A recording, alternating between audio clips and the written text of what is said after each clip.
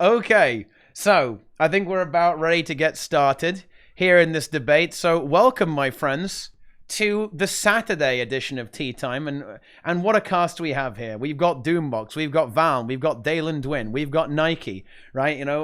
Everyone here is God walking amongst mere mortals except Daelin. He's actually, I'm just going to call him out right now at the start of the stream. He is I noob, don't either. right? He is a scrub. I Okay. have the title above God Walking on the walls. It's so good. It's not. It's so good it doesn't even It just, exist. it just like removes all your other titles. Okay. Oh wow. Yeah. Okay. That's nice. But yeah, here we are, my friends. Welcome to the stream, and let's just have some brief introductions here across the board, so everyone kind of knows where we stand. Let's go from the top left, Doombox. Give us kind of a very brief rundown of your experiences with the Guild Wars franchise, as it were.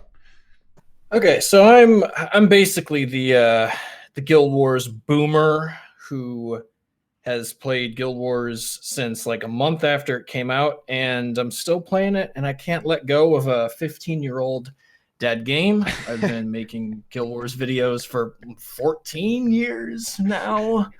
So yeah, haven't moved on, but real talk, I played quite a bit of Guild Wars 2, and I don't hate it. A lot of people think I'm like Guild Wars 1 only, Guild Wars 2 is garbage, never play it. A lot of people try to like bait me in comments and stuff, but I actually kind of like both. Prefer Guild Wars 1, but I don't have all bad things to say about Guild Wars 2. Which might disappoint some people, but there you go. And I hate to say it, like, this is not, you can't fence it. You need to like only defend Guild Wars 1 and roast Guild Wars 2 the entire time. Guild Wars 2 is in maintenance mode. Ooh, that's big. Okay, that is very, very big there. Guild Wars 1 is as well. The counterpoint. If not more so. Oh shit. Yeah, but no one denies the Guild Wars 1. There's some delusional people that are. The ruthless debate begins. Okay, so let's move on to the next one. Then we've got Vallun here. Okay, so like 7 years of Thief experience here, or something like that. I think. What's going on? Tell us about your Guild Wars experience. Assassin experience, because I basically played Guild Wars 1 since, I don't remember if it launched. I wasn't like super into gaming then, but basically I played since Prophecies was out. So yeah, I've probably played Guild Wars 1, not quite as much as I've played Guild Wars 2, but yeah, definitely probably more than Teapot for sure. And I don't know if I've played more than Doombox, but probably comparably so. I also recently, Wooden Potatoes did a comparison of WoW Classic and Guild Wars 1, and I did a response video to that. So I also wanted to compare Guild Wars 2 to Guild Wars 1 in a kind of like another video, but I haven't gotten to that yet. So this debate, I'm going to kind of like release some of my trump cards. Okay. So you've got a few like debate tactics lined up. You're just gonna just like throw out. Oh yeah, and I'm a Hope hard... your singers take Wooden Potatoes down since he's here. It's a good one. I'm a hard Guild Wars 2 apologist, by the way, but I'm also a Guild Wars 1 apologist. Oh, well, more fence sitting. So you're a radical centrist then when it comes to Guild Wars 1 and Guild Wars 2. Enlightened centrist. Yeah, an omnicentrist. Okay then, so right in the middle, but I don't think he's going to be in the middle on this debate. It's Daelin Dwin, guys. Okay, it's Daelin Dwin. What's up? What are you? Need an introduction. I'm Zach Famous. I don't know. I've made videos about Guild Wars for way too long. I made terrible Guild Wars 1 videos no one watched. I made terrible Guild Wars 2 videos some people watched. I got sort of roped into this by Doom, so you can blame him for my presence. Whoa. I think Guild Wars 1's the better game, but I play Guild Wars 2 every day. The Dualian man. Boom. There we go. Now we've got Nike as well here. Okay, Guild Wars 1 enthusiast, Guild Wars 2 enthusiast, meta battle build stealer. Yeah, I was gonna mention that, but yeah. So unlike everyone else, I've played Guild Wars 1 since launch. I was there on launch day. No server problems, by the way. Smooth launch, unlike other games that can't seem to figure it out. How to have servers that turn on when the game goes live. That's great. Yeah, I played hardcore PvP for the first 3 years of the game. And then I had to commit and get more serious about work.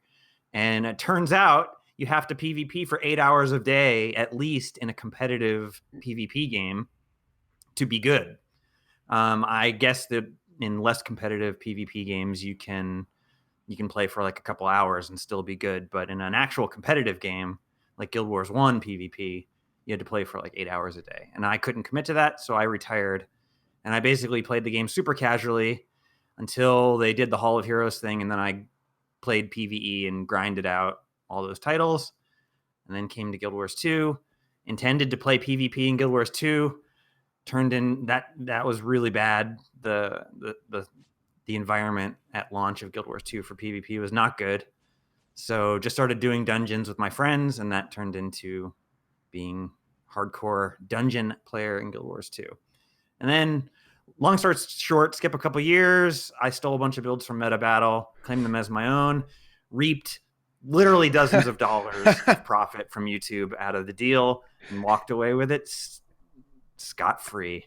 Can't get me now. Yeah, well, I mean, there you go.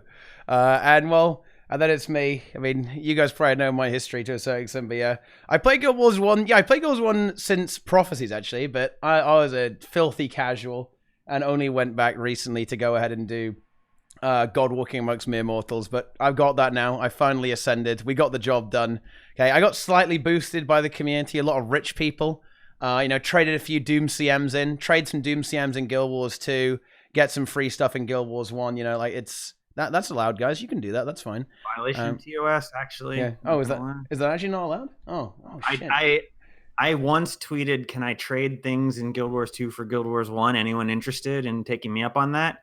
And I got told behind the scenes that I'm not allowed to like violate TOS publicly as an ANET partner. Well, anyway, yeah. And I played Guild Wars 2 since launch, even the 3-day head start. Wow.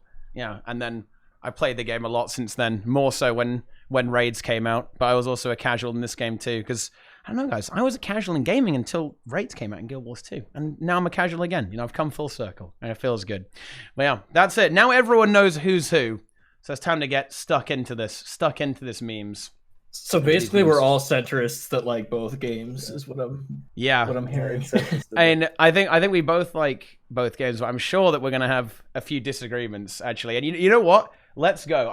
Here's one where I know that I disagree with at least one person here actually, and that's about in particular the class design actually of the game, like the dual classing between Guild Wars 1 and Guild Wars 2, because this is where I will firmly defend Guild Wars 1. I really like dual classing. I think it's really, really interesting and adds so many possibilities and contributed to Guild Wars 1 having so much build diversity and being very much there's a play how you want style game actually. And I really wish that was actually in Guild Wars 2 as well, and I was really surprised it didn't carry it over.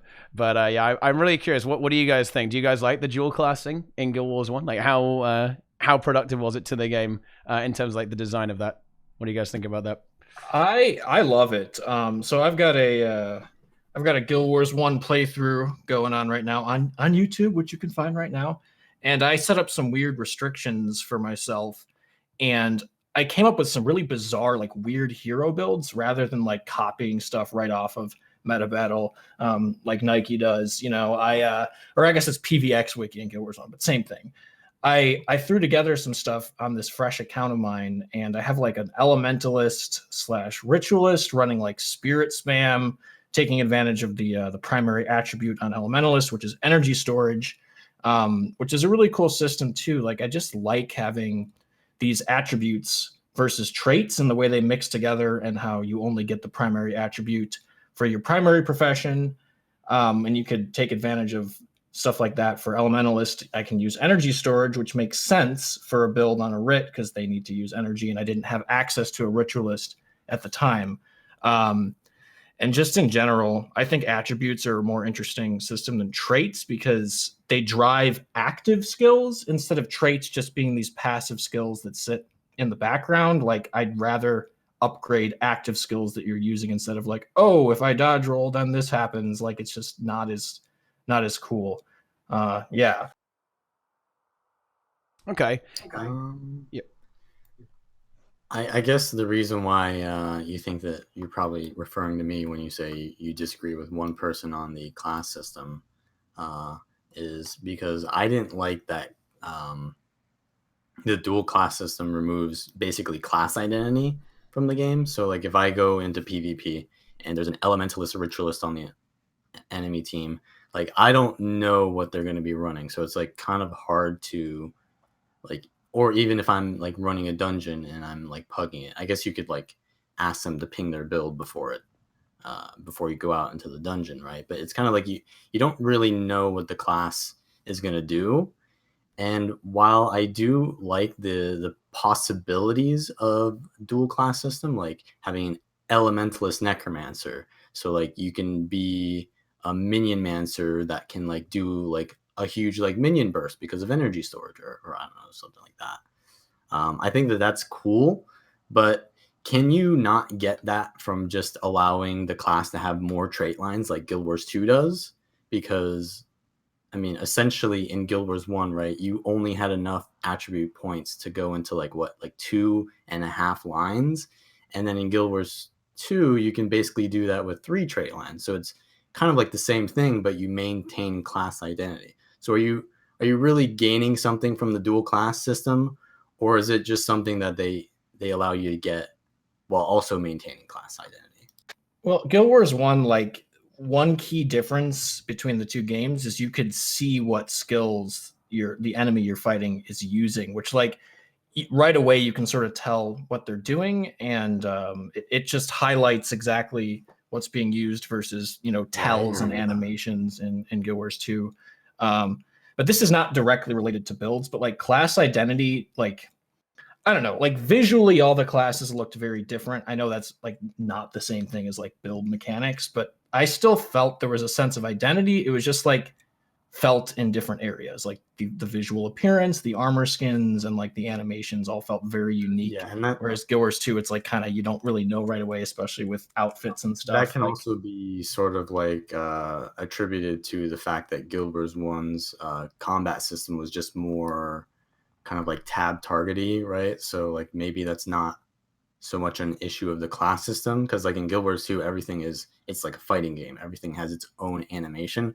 Whereas in Guild Wars 1, it's like, oh, he's casting, I don't know, incendiary arrows. And there's really no animation other than, just an arrow flying through the sky or whatever. And then use the next ability. Or maybe that's not a good example, but yeah. Well, I've heard maybe people like for like spells, maybe like there's less animation, Yeah, people have compared it to like a card game. Like you build your deck, your opponent has the deck too, but it's like faster paced, with a tab targeting system, which I sort of agree with. Like I haven't played a ton of card games like that, but I've heard it compared to that. So that is different than the action combat you'd get in Guild Wars. It is a very Guild Wars 1 is a very, very different experience from a combat perspective, and I want to get into that next actually, because that's going to be I think that's going to be a spicy one, because I can see the Guild Wars 1 fanboys in the chat already. Oh no, but I think the class identity is a really interesting one there as well, because I do think that in a way the dual classing system in Guild Wars almost promoted like emergent classes coming out, right? Like, it turns out that it's really good. You can have a bunch of necromancer ritualists, right? It's like really, really good in PvE, for example, right? Or you have like a Bonder Ellie, right? That's kind of abusing energy storage, right? To like fuel all these enchantments. I don't know. That's kind of like a really interesting, a really interesting kind of dynamic that can emerge from having these combinations. And and I think what Dimos was talking about, right? With the primary attribute, you maintain some level of class identity, and this was kind of addressed a little bit more later on as well. Like they made fast casting, like you do even like more stuff, right? They added some extra unique stuff to primary attributes as well to make the playing a Mesmer Elementalist, right, is a very different experience than playing an Elementalist Mesmer, if that makes any sense, right? Like there is a certain level of one-wayness in the classing system as well. So I definitely understand both perspectives there, but I'm not going to be a centrist here. I'm going to say, dude, dual classing is high energy, right? It does make the game a little bit of a clown fiesta to balance, to the point where, at least in PvE, they just gave up at some point. But I do think it was a worthy trade-off, and boom, Guild Wars 1 kind of wins. balance it Once out, again, though? everyone's wrong. Yep. And I have to disagree. Let's So, go. in practice, potentially the dual class system is better. Like, if you just look at it as the potential, it has way more potential. You can get way more build variety out of it, potentially. But in practice, what ended up happening in PvP is you took one skill off of your second profession that didn't scale with attributes. Like, warriors took Gale or Shock to knock down people with a low cost, and it didn't matter what your investment in air magic was, because it knocked you down regardless of how many points you had in air magic. So it was just a free knockdown. And that's generally speaking how it was in PvP for every class. There was I can think of like a few times where there was a meta build where a class where you used your secondary profession as your main thing, and the few times that there were, it was nerfed like very rapidly afterwards. And Mice Crispy, it didn't have it had that at launch, because they didn't have that at launch. It was nerfed after. But the point would be that in practice, in PvP, it made no difference. The dual classing was just like, you got to hit skill here or there. It wasn't interesting. You could do it, and it made your builds different. Like a warrior Ellie had an extra knockdown that, say, a warrior ranger didn't. Like, so there was some build differences to it, and they played a little bit differently. But for the most part, it didn't contribute like to making it any more interesting. Now in PvE, that's a different story. There were a lot of builds that abused Necro, and you because Soul Reaping is just the most OP thing in the game for PvE, and so yeah, there were some, but and there were some ranger shenanigans where ranger skills were really good, but for them, or where rangers, because they have energy reducing baseline thing, that it made rangers using other profession skills really good. Touch Ranger. Classic. Yeah, and like also like ranger dagger spammer and various things like that, where it was just better, where ranger could do more. But really, I mean, in PvE, I would say it's good. It worked well, but in PvP, it was kind of meh. I think the give or dual take class system maybe was better for like kind of solo kind of things. So like, say you're like playing on your elementalist and you're gonna do so like a skill capture, and all you want to do is like port up to this ledge. So then you take like necromancer, and then you take necrotic traversal or something like that. And it was kind of cool for that. And like there were a lot of like solo challenges as well that really made dual classing kind of fun, but I guess the game was kind of balanced around that anyways. So I think that dual classing is really cool, but it just couldn't work in Guild Wars 2. So I disagree. I think it could work in Guild Wars 2. They just didn't try, and that was one of the biggest mistakes they ever made for Guild Wars 2. It's like taking, like, I don't know, the best feature you have, or one of the best unique features you have of your game, and throwing it in the bin for the sequel. Like, who decided that was a good idea? I don't know. But I will say, I thought about it recently, about how they would do dual classing in Guild Wars 2. And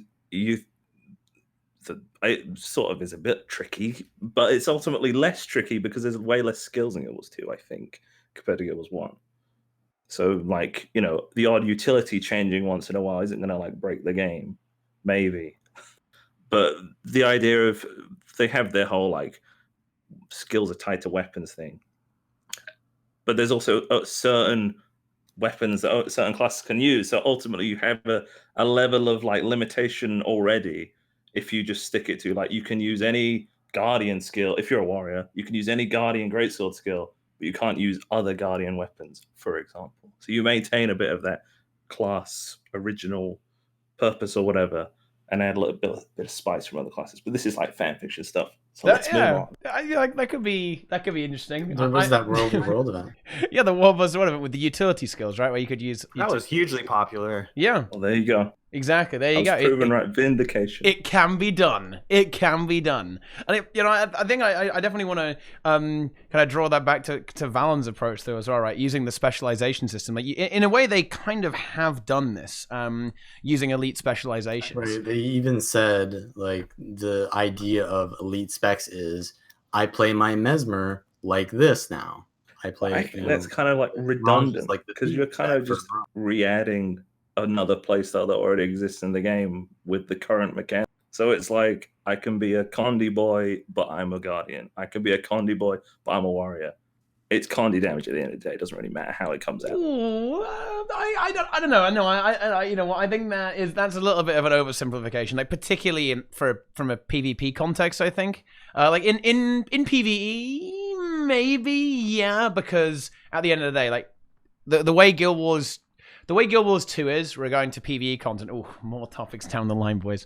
When it comes to PvE content, it's about DPS, right? How many numbers you can punch through the boss, right? The only real super different class with the way it deals damage in Guild Wars 2 is Mirage with Confusion, right? For raids and stuff like that. But like for PvP, there's like a really big difference in like a Condi Mirage and a Condi Thief, right? Like there's those two things like super different in the way they work. And then a Condi Necro is very, very different from both of those as well. So I think specializations kind of can work in that way as well.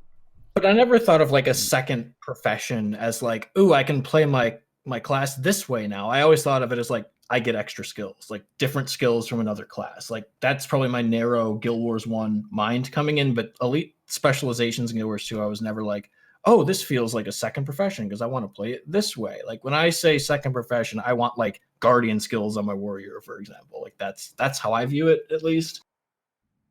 Yeah.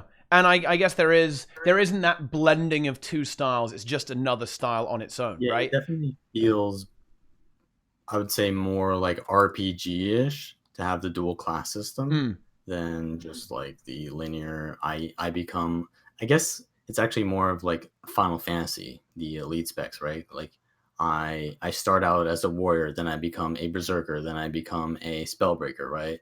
But you're staying within like the same line. Whereas with the dual class system, it's kind of like, I'd feel like it's more, if any of you played Divinity Original Sin, where you can just pick and choose what you want to play.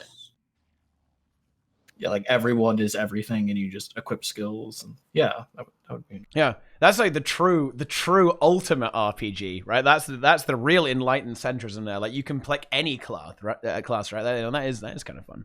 Yeah, when people ask me for like, I wish there was a new Guild Wars 1 game, I'll recommend Divinity as like the next closest thing I can think of. Even though it's like turn-based and the combat is totally different, like the build system is the most similar I've. Well, it's got more than dual class. It's like billion classes. Omni class. Omni class. Yeah, dude. Alrighty then. So I think that very neatly leads us on to the next thing, and probably one of the biggest differences, I suppose, between the two games.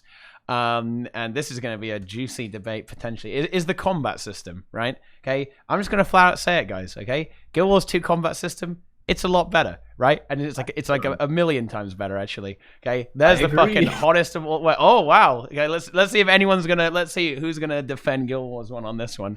I maybe the chat will defend this, but yeah, like Guild Wars 2, I think really nailed this. I think Guild Wars 1 though, to be fair to it, actually, definitely had a very interesting approach to the way combat was handled. It's very positional. Very tactical, right, as well. But I think where it kind of falls down is it does feel a little bit static sometimes, and a little bit clunky.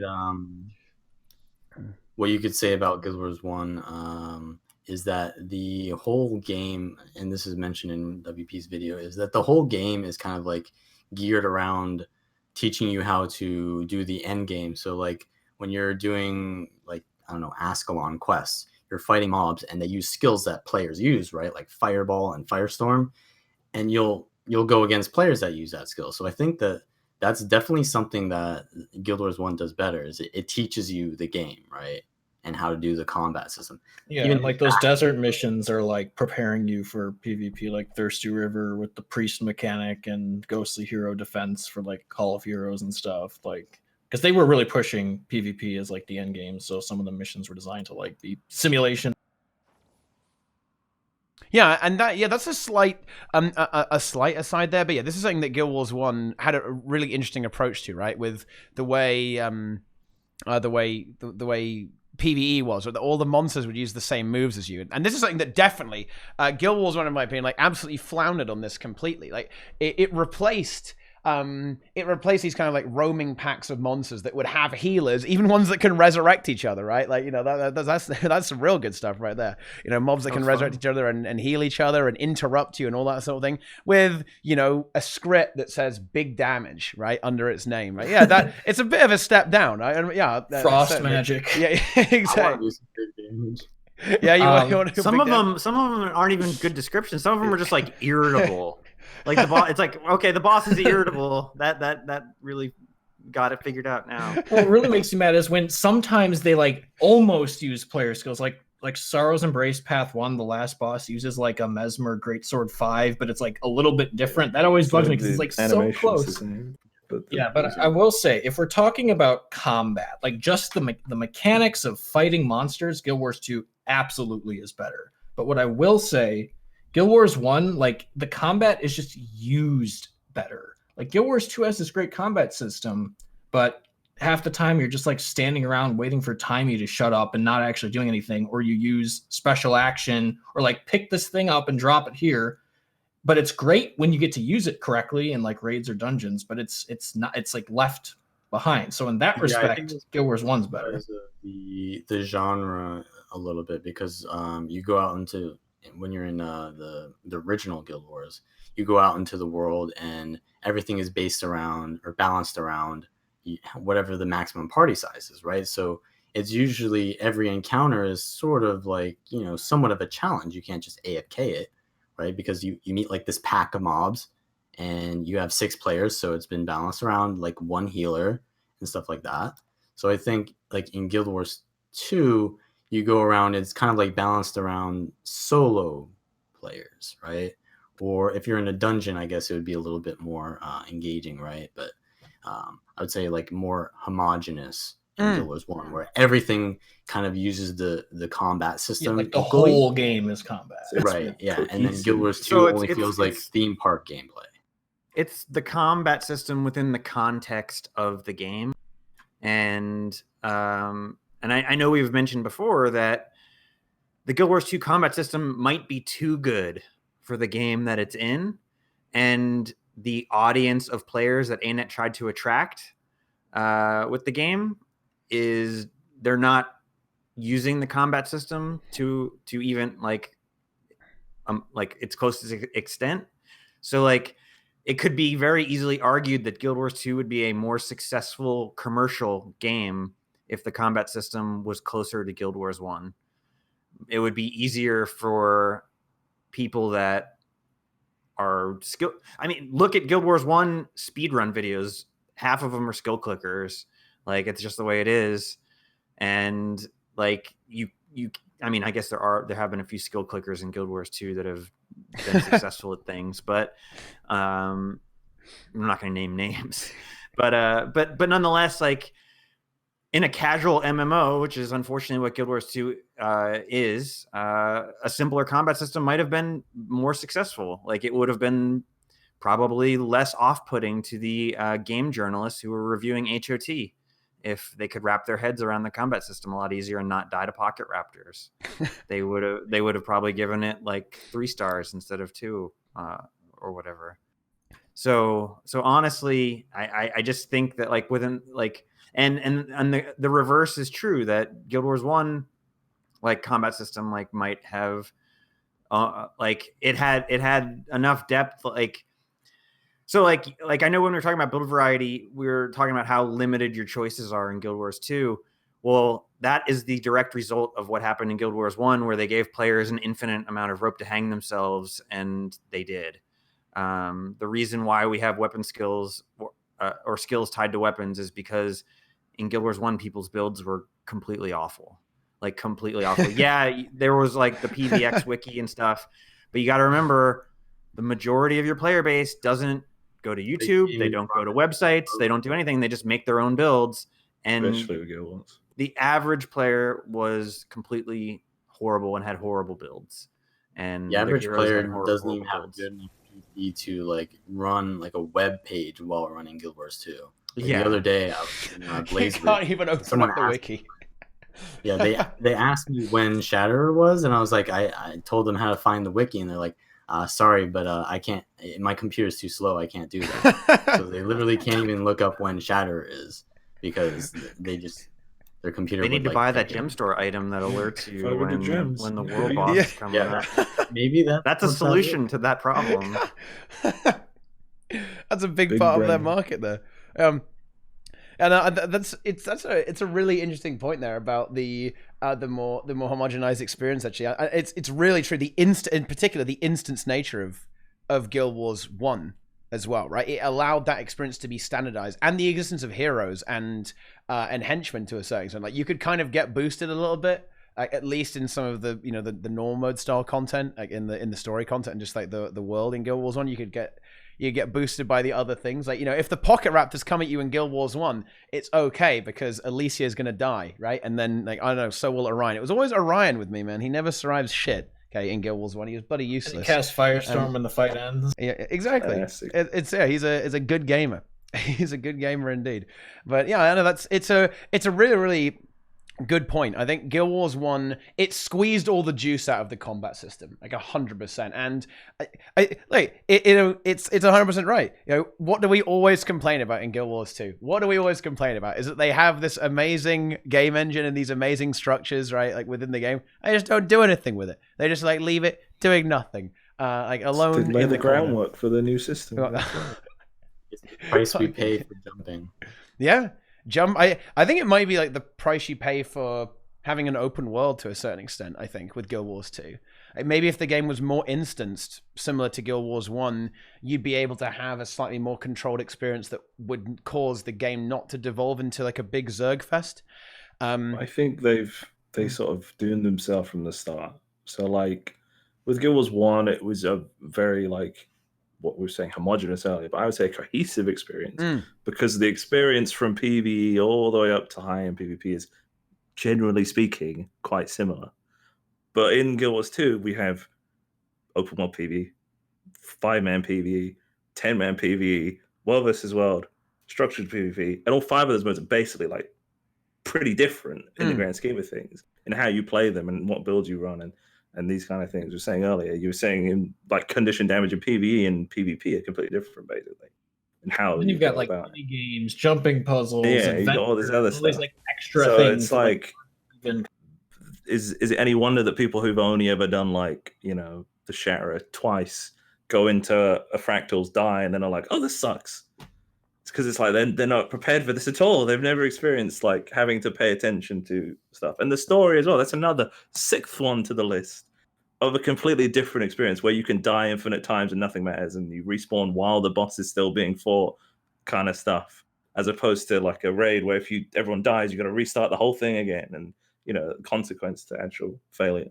Yeah, like generally speaking, the Guild Wars 1 experience is pretty similar everywhere. It's like you enter an area, you fight mobs with your group, you use your skills, the enemies use their skills. If you wipe, you get rezzed or you have to start over. Like it's like that everywhere. There's no like separate mechanics or different things you need to focus on. It's all just like run out, use your skills to beat the enemy skills, and that's the whole game. And that's it. Like you don't have to. It's not like wildly different anywhere.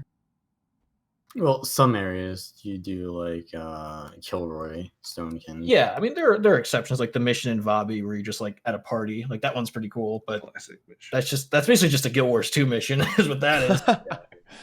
everyone is like that.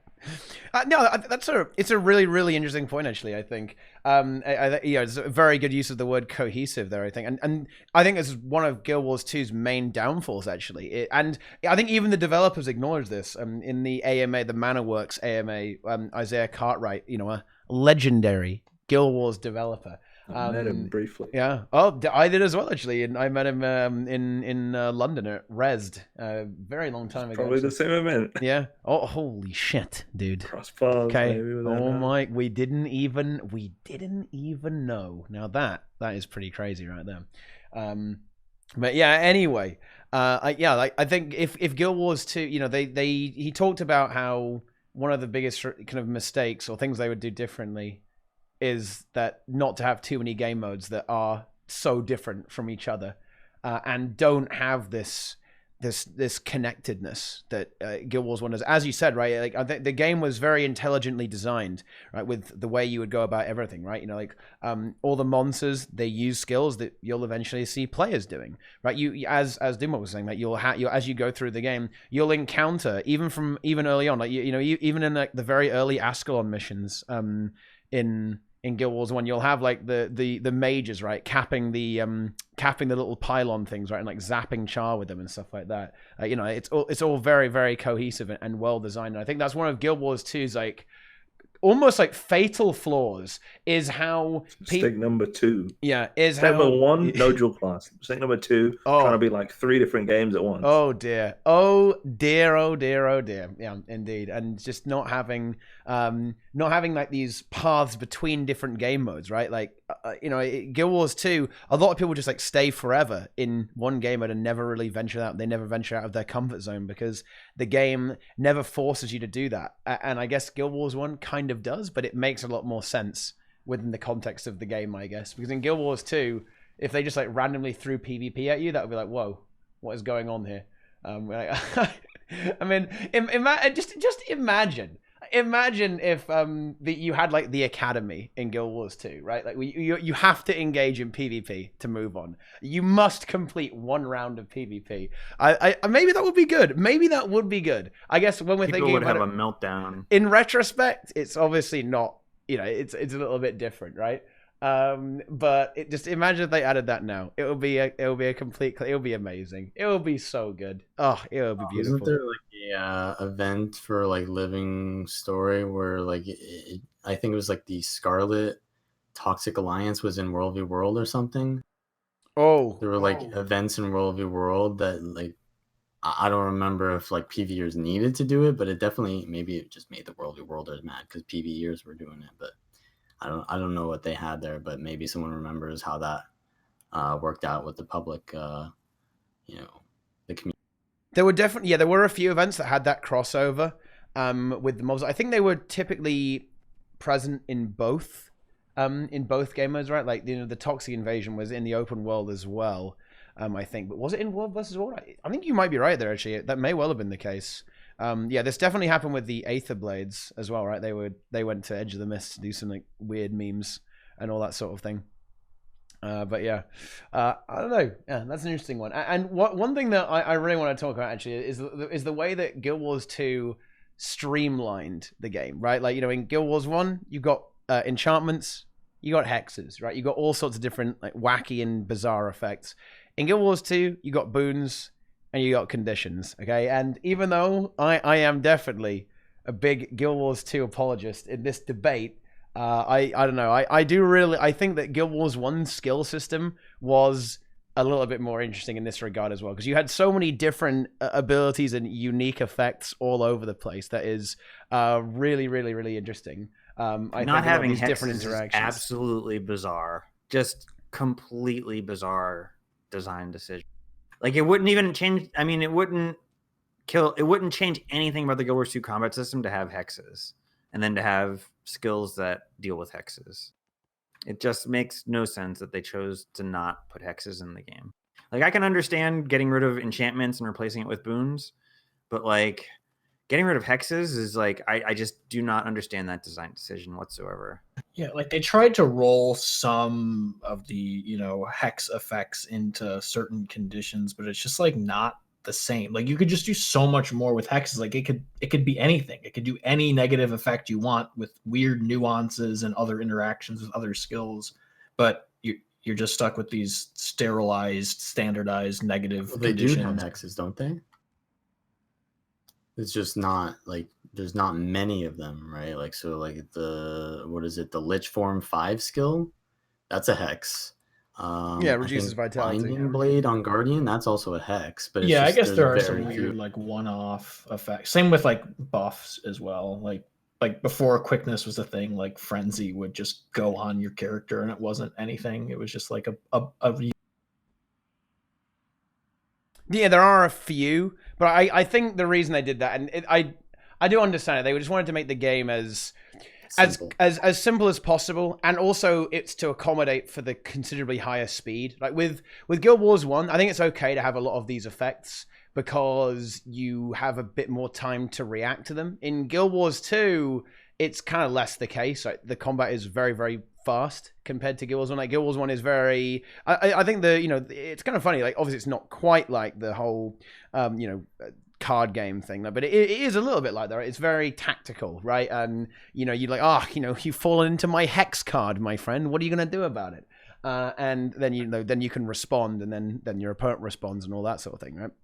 I think it took away from Necro and to a certain extent Mesmer in how they play in PvP and even PvE compared to Guild Wars 1. Like people complained in Guild Wars 2 before Elite Specs that Necro was like shitty in PvE, and it was just terrible compared to any other option. But in Guild Wars 1, like you had hexes which were pretty damn good, and that's like the debuffer role didn't exist in Guild Wars 2, and that is an obvious role where Necro could have played a strong role, like the anti-melee debuffer, and with Mesmer being the anti-caster debuffer. Like that is a role that doesn't exist in Guild Wars 2 and would have given those professions something more to do in Guild Wars 2 at launch, especially. Wasn't the issue with conditions at launch more so that they were capped, so you couldn't really have more than one person playing it? Yeah, but they were balanced badly either. Like, even if they were uncapped, like, condition damage builds would have just been terrible, like in PvE. Well, maybe Condi Engine would have been, but, like, I mean, people didn't really know how to play it at the time either. So it would have not been easy. I just don't think hexes would be doable because, like, in Guild Wars 1, everything is based on, like, party. Like, you go out into, like, instance, right? You have 8 people, so you always have a healer with you. But in Guild Wars 1, you're doing a lot of like solo stuff. So if you're gonna have to run condition cleanse, hex cleanse, and like all this stuff while you're solo, I feel like it's probably too complicated. So I think it's just well, Necros could do stuff like if they were solo running around the world and they were a hex build, they could run Spiteful Spirit, and the stupid AI will attack them through Spiteful Spirit and nuke itself, and that's how they do damage in PvE, like as a hex, as like if they were like a pure hex, like punishment skills. So, and right, but I guess probably the biggest problem is probably tab targeting, the lack of it in Guild Wars 2. Like you can't like necessarily like cast. I guess you can cast on like single target stuff. Like you might have to make the skills like a small AoE around you, and it like hexes everyone in an AoE around you, or maybe that you get a trait that does that instead of being single target. It like transforms the skills, but really, I just think like you look back at the early Guild Wars 2 when the meta was like 4 warriors, 1 mesmer, and it would have just been so much more interesting if you could have had like a necro character in there whose job was to debuff the mobs. But I do remember playing COF Path 1, and my group did use a necro that was running power. It just probably wasn't optimal. So, I mean, that's the Wraith bursting build, dude. That's what that was. Nemesis build. The Nemesis builds. Yeah, and I think that's something that I think talking about like the debuff role and the counter class, that even in PvP, you don't really have that class that was it just counters what you are, right? Like if you look at how Mesmer is just, it just gives you aids, right? That's what it does. But same for Necro, essentially. Right, but there's very purple clear aids counters versus green to that, aids. because of Condiclair. And I guess you could have stability in Condiclair. What I liked about hexes was like, especially with like Mesmer, you could adapt what you're doing based on what you're fighting. Like if you're playing Mesmer in PvP, which I did very casually. Like I was never a meta person in PvP because I was like garbage at the game. But with Mesmer, you could like decide like if you're facing a melee character, you would put empathy on them. Guild Wars 1, sorry. You would put empathy on, and then if you're facing a caster, you do like backfire, which damages you when you cast spells. So like the way you like adapt what skills you use based on what you're fighting was pretty cool to me. Like it wasn't just like, oh, let me just hex everything. It's like you had to think like, oh, what would be good against this? Like here's an assassin, they attack very fast. I'll put empathy on them. Like, oh, better put backfire on the monk, or put diversion on this monk right before they use their their big money heal, so it's disabled for a long time. Like there was more thinking that went on than just like condition everything and hope it dies. Right, but that's kind of like based on like a Trinity kind of like comp system, because you're always going to be against like that certain class. But in Guild Wars 2, you're not going to always, because of they kind of got rid of the Trinity. It's not really guaranteed that you're going to need hex removal at all times, right? So it's kind of like weird. Whereas in Guild Wars 1, it's like, yeah, if I'm a monk, I'm going to need hex and condition removal always, because I'm always going to go against at least 4 players that one of them is going to have one of those. So, I mean, I agree. Hexes are cool, but maybe not in Guild Wars 2. Yeah, well, I agree with what you're saying about like that. It works way better in like a party versus party system, or like a party versus pack of mobs system. Like it's a lot harder to apply that to like, you're running around solo in Guild Wars 2, or, doing a 5-man thing. Like it fits, it makes more sense in Guild Wars 1, but I still like the mechanics. Like, yeah, I think if you try and take an element out of one game and then directly drop it into the other, it's obviously it's not gonna work, right? Like the games are too different to really have that transferability between them there as well. I think this one kind of comes down to a preference in the mechanical design overall there as well. And I think there are definitely pros and cons to both of those, both of the systems actually. But I think I would have to. I don't know. I don't know. I'm not even sure. I think it's the same system. Yeah. One's just more simplified.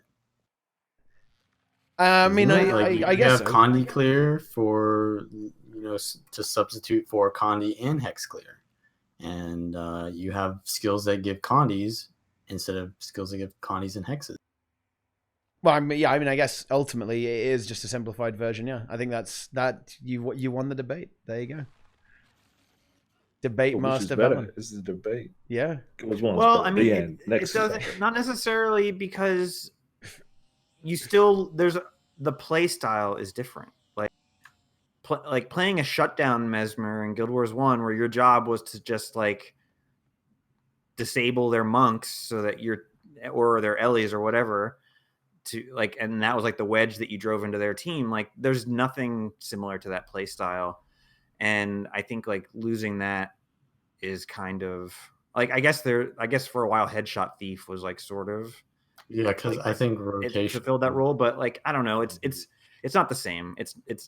And it's not just a simplified version. It's like they just don't. They made the design decision to not have that play style be part of the game. They wanted you're missing 50% of the puzzle. Like you in Guild Wars 1, you had the the unified standardized conditions that a lot of classes had access to, but then you also had unique debuffs as well. Like I like having both of those. It creates more variety than just having one. So I wouldn't say it's a direct comparison. So like obviously when you have hexes in Guild Wars 1, right? Like you have empathy on you. You just stop attacking, right? But for the most part, like most other hexes, you just kind of just cleanse them, right? Like was there really that much intricacy to hexes? There was. I feel like it played into the tactical nature. It played into the tactical nature of the game, because you would have anti-melee hexes that you would put on the enemy frontliners, and the hex removal on the team is usually in their backliners. So if their frontliners are hexed with anti-melee stuff, they can't push into your backline and do anything, because either they'll be out of the range of the hex clear of their monks, and then they'll just be ineffective because they'll be hexed to hell, or their monks are going to have to push up to the midline to clear their hexes, which makes their monks now way more vulnerable. So there That was sort of applies in Guild Wars 2, though, with a healer that wants to cleanse conditions, though, doesn't it? I mean, but does that? I mean, the tactical nature of that positioning doesn't exist in Guild Wars 2. Right, but is that a result of hexes not existing, or is that because it's the result of punishment mechanics not existing, but also because of the tactical nature of the game, of the way the game was set up, the combat system?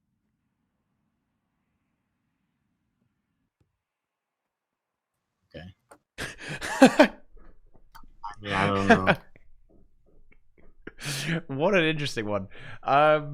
You know what? Let's go ahead and move on to something that I think let's go on to some solid stuff. Okay, so a little bit more firm ground to talk about. Let's talk about like the actual content structure of the game, and let's kind of swap it up a little bit here. Let's talk about some PvE stuff. So the PvE experience in Guild Wars 1 was very, very different to what we have in Guild Wars 2. Maybe not so much on launch, but certainly now. I would say that Guild Wars 1 dungeons that you see in Eye of the North, I think that there's definitely a comparison that can be drawn there between the dungeons that we saw on launch, but certainly not after that, when you start seeing stuff like fractals and raids and the open world content. Like a lot of this stuff is very, very different from Guild Wars 1 off there. And you know, I think what would I say about these two? I think that Guild Wars 1, a lot of the Guild Wars 1 PvE content was actually very, very interestingly designed to a certain extent. But like the big issue that I've always had with Guild Wars 1 is that they're not very boss focused a lot of the time, and that is because of the skill system. Like the trouble with Guild Wars 1, I think, is that if you have one enemy, there's nothing it can do, right? It can't win against you, right? There's absolutely no way it can beat you almost all the time, unless they do something really extreme stuff. Yeah, because like of how like degenerate some of the hero comps can end up being. And I think that the Guild Wars 2 definitely has a bit of an issue with this, but because of the direction they went with raids, just like actually being just all about bosses and the entire environment is like that's Doom. Dude, have you seen Doom kills in Guild Wars 1? Doom agrees with me to such an extent that you cannot even possibly imagine, okay? Like, the strat for Doom is you summon a fucking siege turtle, stand behind it, and auto-attack him to death, okay? Like, that is Doom in Guild Wars 1, right? There's no, okay? No! That's not how this works, guys, okay? But I don't know, like, I got distracted. I'm opening the floor there as well. Guild Wars 1, Guild Wars 2, PvE debate. Let's fucking go. Like, what's the verdict on this one? Give me some hot takes, guys. Here's what I'll say. PvE in Guild Wars 1 is, we've already kind of touched on this. It's very consistent, very, very much the same throughout the whole game. Not as boss focused as you said, but it's always pretty good. I would give it like a 7 or 8 out of 10 all the time. In Guild Wars 2, you've got really good stuff in raids, dungeons, and maybe even fractals to some extent. But the open world and the story is like awful. So you have like 10 out of 10 in the instances, 0 out of 10 everywhere else. So it like averages out to be like kind of the same. So do you want really good stuff sometimes and boring stuff most of the time? Or do you want pretty decent stuff all the time, which is what Guild Wars 1 is? Probably Guild Wars 1. Holy shit. Guild Wars 1 is winning the debate, guys. Wins. Yeah. So I mean, I think it's just because there's some nuance. Genre, right? There's some nuance to it. Let's say you're a solo player who never wants to group with someone because of whatever reason. Guild Wars 1 is an infinitely better experience for you. Infinitely better. The ability to play with heroes means you can do all the content in the game solo. For better or worse. Some would say that that's worse, but Guild Wars 2's community has proven that there are a lot of solo players, and there's so many solo players that ArenaNet has changed their design philosophy to accommodate them. So Guild Wars 1 for a solo player is just an infinitely better experience. You can only do so much in Guild Wars 2 as a solo player. You can't like ever clear the raids as a solo player in Guild Wars 2. You just have to group. You have to group. That said, for group content in PvE, it's debatable which is better. I personally think Guild Wars 2's is better because of the combat system, I think, and the boss focused nature. I think Guild Wars 2 raids are more engaging content and more fun than Guild Wars 1 dungeons. Like, and I like Guild Wars 1 dungeons, but I just don't think they're as good as Guild Wars 2 raids. But if I had heroes in Guild Wars 2 and could do the raids solo, I might think differently. I might just prefer Guild Wars 2 always. So I don't know. But for the most part, I think solo experience Guild Wars 1 is hands down better for PvE. That also will make the game last longer. Like, people can still play it now. Imagine Guild Wars 2 in 15 years. Like, no one's going to be able to do like half the content at all, where you can still do everything in Guild Wars 1 even now. Yeah, that's certainly a big advantage of Guild Wars 1, right? Like the heroes. I mean, oh, dude, I'll tell you what, I'm a casual, guys. There's no way I would have ever got Gold Walking and Makes Mere Mortals if I had to play with other players. Fuck that, dude, okay? I want to go in there and AFK and just, like, let the heroes play the game for me, okay? Like, that was some very comfy gaming right there, my friends, okay? You just set up the hero build, and then you just let them at it, right? And they'll even beat stuff on hard mode for you. Feels fucking good, man. That's some big value right there. There's like no way that would One work takes this one. in Guild Wars 2. Like, would you have? You couldn't have like a hero hand kite. Like, you can't do stuff. Like, it just doesn't work. Yeah, and I think, and to us, I think that's where I would probably say that Guild Wars 2 does like a kind of considerably better job of this, and it's certainly in the later game, right? I never really got that engaged with dungeons in Guild Wars 2 because, and potentially in Guild Wars 1 as well, because like a lot of being good at dungeons is essentially running very, very fast to the next room, right? Like that's a big part of being good at the game, and that sort of thing has never particularly interested me. Like, you know, in Guild Wars 2 dungeons, right? You blast stealth, right? You do skips, all that stuff. There's a lot of skill to that stuff. Like, you know, that's how you're good at the game, right? But outside, it's knowing all the AI tricks. Yeah, it's knowing how to get the enemy AI to do what you need it to do. I love whether that. it's drop aggro or whether it's to LOS or whether like it's to use whatever skill. That's the name of the game, is being able to manipulate the AI. And that's just not the case because the AI is more scripted in Guild Wars 2. Yeah, you know, they aren't just in Guild Wars 2. You have specific scripts, specific abilities for all of these bosses. Now, there were a few encounters like this in Guild Wars 1. Like the Doom fight is a good example of this. Stuff like Sorrow's Furnace, right? You could argue Domain of Anguish and stuff like Malix as well, kinda, right? A little bit. Like that have a little bit more meat to them, and those are the really fun ones, right? Like in my opinion, that's like the epic shit, right? You know, when you're actually fighting like a giant boss and it's got crazy ass abilities, right? And it's gonna try and beat you down, but. Ultimately, I have always found, like, even particularly in some of like the dungeons, I find like the actual boss encounters quite lackluster in Guild Wars 1. Like, I feel like I'm always at more. As soon as I see, oh, there's only one enemy left, I'm like, okay, right, I can win now. Like this stuff it always feels like in Guild Wars 1 that the trash and not fucking that up is always more of a threat than the final boss encounter. To That's a certain true extent. of its era, though. Like, look at WoW Classic. Like, Oh yeah, the trash is harder than the bosses. way harder. Way harder. Yeah, that's just the way games were designed then. I don't think they had enough experience as an industry designing raid bosses, and players didn't have enough experience as MMO players to be able to deal with, like, if you dropped like a mythic WoW current boss into WoW Classic at launch, like, it would have just never been cleared. Yeah, like, that's never gonna die, dude. That's never gonna die. So it was just the time 2004 and 5, like they could the only way to add difficulty was to make the trash hard. Like that's what they did. Yeah. It's a valid way of going about it. And yeah, I would be lying if I don't know, like the first time I did the Deep and Urgos's Warrant, dude, okay, I was a scrub.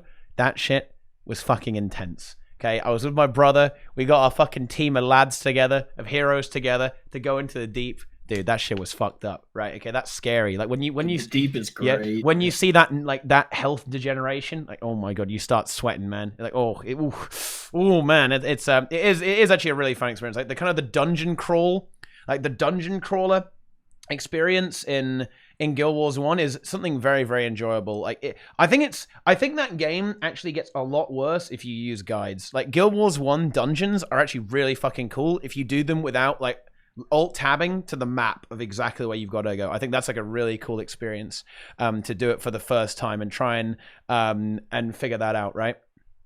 But I think if you just like go very, very scripted and kind of boost yourself through the content, I think it becomes a lot less interesting. I think to enjoy Guild Wars 1 content, you've got to be a role player, right? You've got to start role playing. If you don't, it's nowhere near as good. Guild Wars 2, you don't necessarily need to be a role player because, and this is where I think some of these comparisons start to get a little bit unfair towards Guild Wars 2, because Guild Wars 2's combat system like innately means that even if the content isn't really that good, it will still be enjoyable because the combat system's really good, right? And you know, stuff like Can, right? Like Can, what even is that boss, guys? Okay, did their finger Too slip hard for ArenaNet. when they were developing that? Okay, like what were they thinking? But it's still kind of fun to engage with because the combat is just inherently fun. And it's just like a very enjoyable experience, like right off the bat there. But speaking of role playing, one thing that's really important in this debate is the comparison of account bound progression versus character progression. So in Guild Wars 2, you have map completion, levels, traits, and then everything else is account bound. In Guild Wars 1, you literally can't do end game content unless you've like beaten a campaign or something like that. And then obviously each character needs to, you know, kind of like explore the world to get all their like traits, do certain quests. But in Guild Wars 2, you can kind of like, it's just achievement points, you know. They wanted to Guild be Wars all 1, friendly. some titles, right, like they're account bound, but then a lot of the other titles are character bound. But in Guild Wars 2, yeah, every achievement is account bound. So does that make role playing in Guild Wars 2 trash?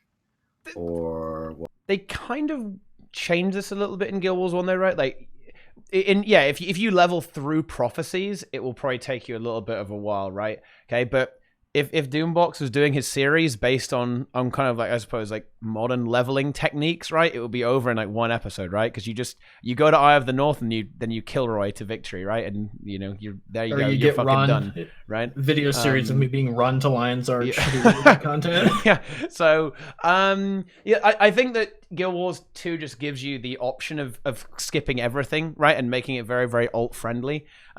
It's almost like every character you have is almost a little bit like the same character, like to a certain extent, I think is how you're supposed to interpret it, right? Like, you They're know, all the commander. Exactly. They're all the same person in the lore, kinda. So like once you've done it for the first time, all your other characters also already did that as well from like an RP perspective.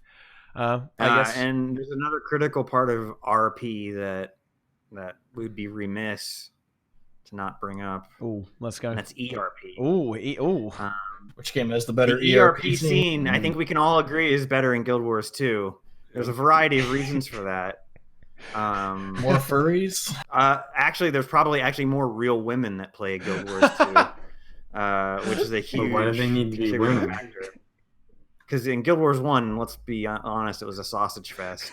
So there was no chance that you could be fooled in that game. Whereas Guild Wars 2. What's wrong with being trapped? I mean, everyone's got preferences, Vallun. Live your life, man. That's some spot you shit there, dude. I think talking about the different communities would be an interesting point, because I have always wondered how it was that the Guild Wars 2 community turned into like this weird like Care Bear, like I have social anxiety and can't use the internet type community, whereas Guild Wars 1 was just like people who play video games. Like I don't know how that happened, but that's kind of derailing the topic. So maybe we can cover that. That's actually pretty pertinent. I mean, yeah, we can go there. I think we can go there. It's obvious just that ANET corporate culture, management, everything changed somewhere along the line. Everything changed when the CEO attacked. I don't know. Yeah, and like I think a lot of it too is just they wanted how they wanted to market the game and market Guild Wars 2. And What well, marketing. and I think that a lot of, I think weirdly enough, actually, a lot of the mega diehard Guild Wars 1 fans, they're probably still there to a certain extent, Yes, right? almost certainly. I mean, I don't know. I never was really in like the hardcore scene, obviously, in Guild Wars 1, but you know, I have an interest in it, right? And I see that there are these guys who have been uploading speedruns for like fucking 10 years, right? And they're still doing it. I think a lot of the maybe less so the PvP scene, but certainly the PvE scene is probably never left fully from Guild Wars 1, and didn't really transition over. And a lot of maybe like the more casual audience came to Guild Wars 2, and then I think a lot of the Guild Wars 2 community is a separate thing entirely, right? I think they're new players that came to the game. In fact, I would say that maybe all, and would I even say this always? Yeah, in fact, I would. I think that when it came to Guild Wars 2, almost all of their players at launch were probably not Guild Wars 1 players, right? They were probably like, holy shit, dude, this is a brand new MMO. It's got world versus world. Angry Joe said really nice things about it. Total Biscuit said really nice things about it. Dude, this is the shit. Let's go, right? I think that maybe the crossover isn't as much as you might actually think, and that's why they're so different, the two different And the ones that did crossover quit very quick from what like there's this story I constantly hear is I played Guild Wars 1, it's my favorite game ever. I started playing Guild Wars 2, I quit after a month, it sucked, and I still play Guild Wars 1. We get the people on our server all the time coming in with this story. And I slightly disagree with this story because I do like Guild Wars 2, even though I rag on it a lot. But there's a big sort of like fuck Guild Wars 2 group that still play Guild Wars 1. Yeah, like all the people, like most of the people that watch my videos or end up joining our guild are those types of people. Like go to any one of my videos and look at the comments. Like half of them are just like, Guild Wars 2 is garbage. ArenaNet ruined the series. It's also like what Teapot said earlier about WoW before Tea Time started, that the reason they don't have WoW 2 is because all the people who are heavily invested in WoW, the PvEers, wouldn't come over because they don't want to give up all the progress they've made in their characters. And I think that's probably a lot of what's at play for the hardcore PvE Guild Wars 1 community. They're very invested in their characters and their account in Guild Wars 1, and that's part of the opposition to them. Like they'd have to overcome all of that to play Guild Wars 2, and that just was never going to happen. Plus, there wasn't enough content in Guild Wars 2 at launch to equal the content in that they already liked in Guild Wars 1. So yeah, the PvE community didn't cross over probably for those reasons. And also people that that enjoy both games and made the switch, they miss some things about Guild Wars 1, but they like Guild Wars 2, which I would put myself in that group too. Like they're less vocal about it. Like nobody goes around and says, oh my gosh, I played Guild Wars 1 and I also like Guild Wars 2. Like there's nothing to complain about, so no one's gonna post it in a video comment or Reddit or whatever. Yeah. Being positive isn't fun. You know what's fun? Complaining about stuff. Okay, that is yeah, that's good stuff. And yeah, sometimes people will join my guild and be like disappointed when they find out that I like Guild Wars 2 also.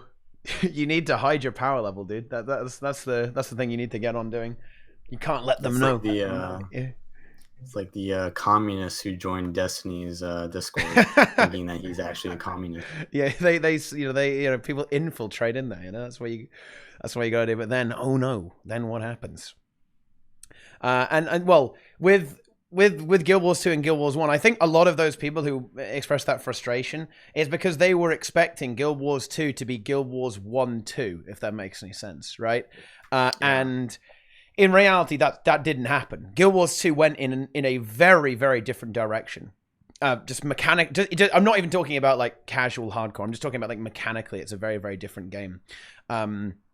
And obviously that's going to turn a lot of people off because a lot of people really liked the original style of the game. So when they changed it and made it very different, even in terms of game modes, right, as well. And this kind of leads us on to another like epic meme, actually. Oh, this is one of the hottest topics, okay, in all of Guild Wars 2, okay, all of Guild Wars history. Here we go. Yeah, I know. you know what we're doing here. We're talking about PvP game modes. Okay, like I think this was one of the things that actually really threw people off in Guild Wars 2 was one PvP game mode, right? And it's just Conquest, right? Which is very good. And I'm gonna White Knight Guild Wars 2's PvP in a little bit. Don't worry, guys. But no GVG. World versus World is unstructured, and that's how it is. And also, the game launched in a little bit of an unfinished state, right across, kind of across the board there. And I think that really threw people off, actually. That you've gone from Guild Wars 1, which has stuff like, well, you've got GVG, right? You've got standard deathmatch ones. You've got fucking flag-based memes, right? You've got Heroes Ascent, all that sort of thing. And then you've also got alliance battles, right? And you've got all these different types of PvP and a pretty fleshed out PvP system as well, right? Like Guild Wars 1, they had automated tournaments before it was cool, guys. I hate to say it. And then you move over to Guild Wars 2, where you only have one game mode, and it is a very, very different experience in PvP as well. I think that definitely threw people off. And overall, I don't know. I didn't really play a lot of Guild Wars 1 PvP. I was all about that Jade Quarry. You know what I'm saying, guys? Some Jade Quarry action for Astwood. That was pretty fucking cool. People still play for Astwood every weekend. That's cool. That's high energy. But no, dude. Like Conquest, I think Conquest gets a lot of shit in the Guild Wars 2 community. Like, it was like, we've had one game mode, right?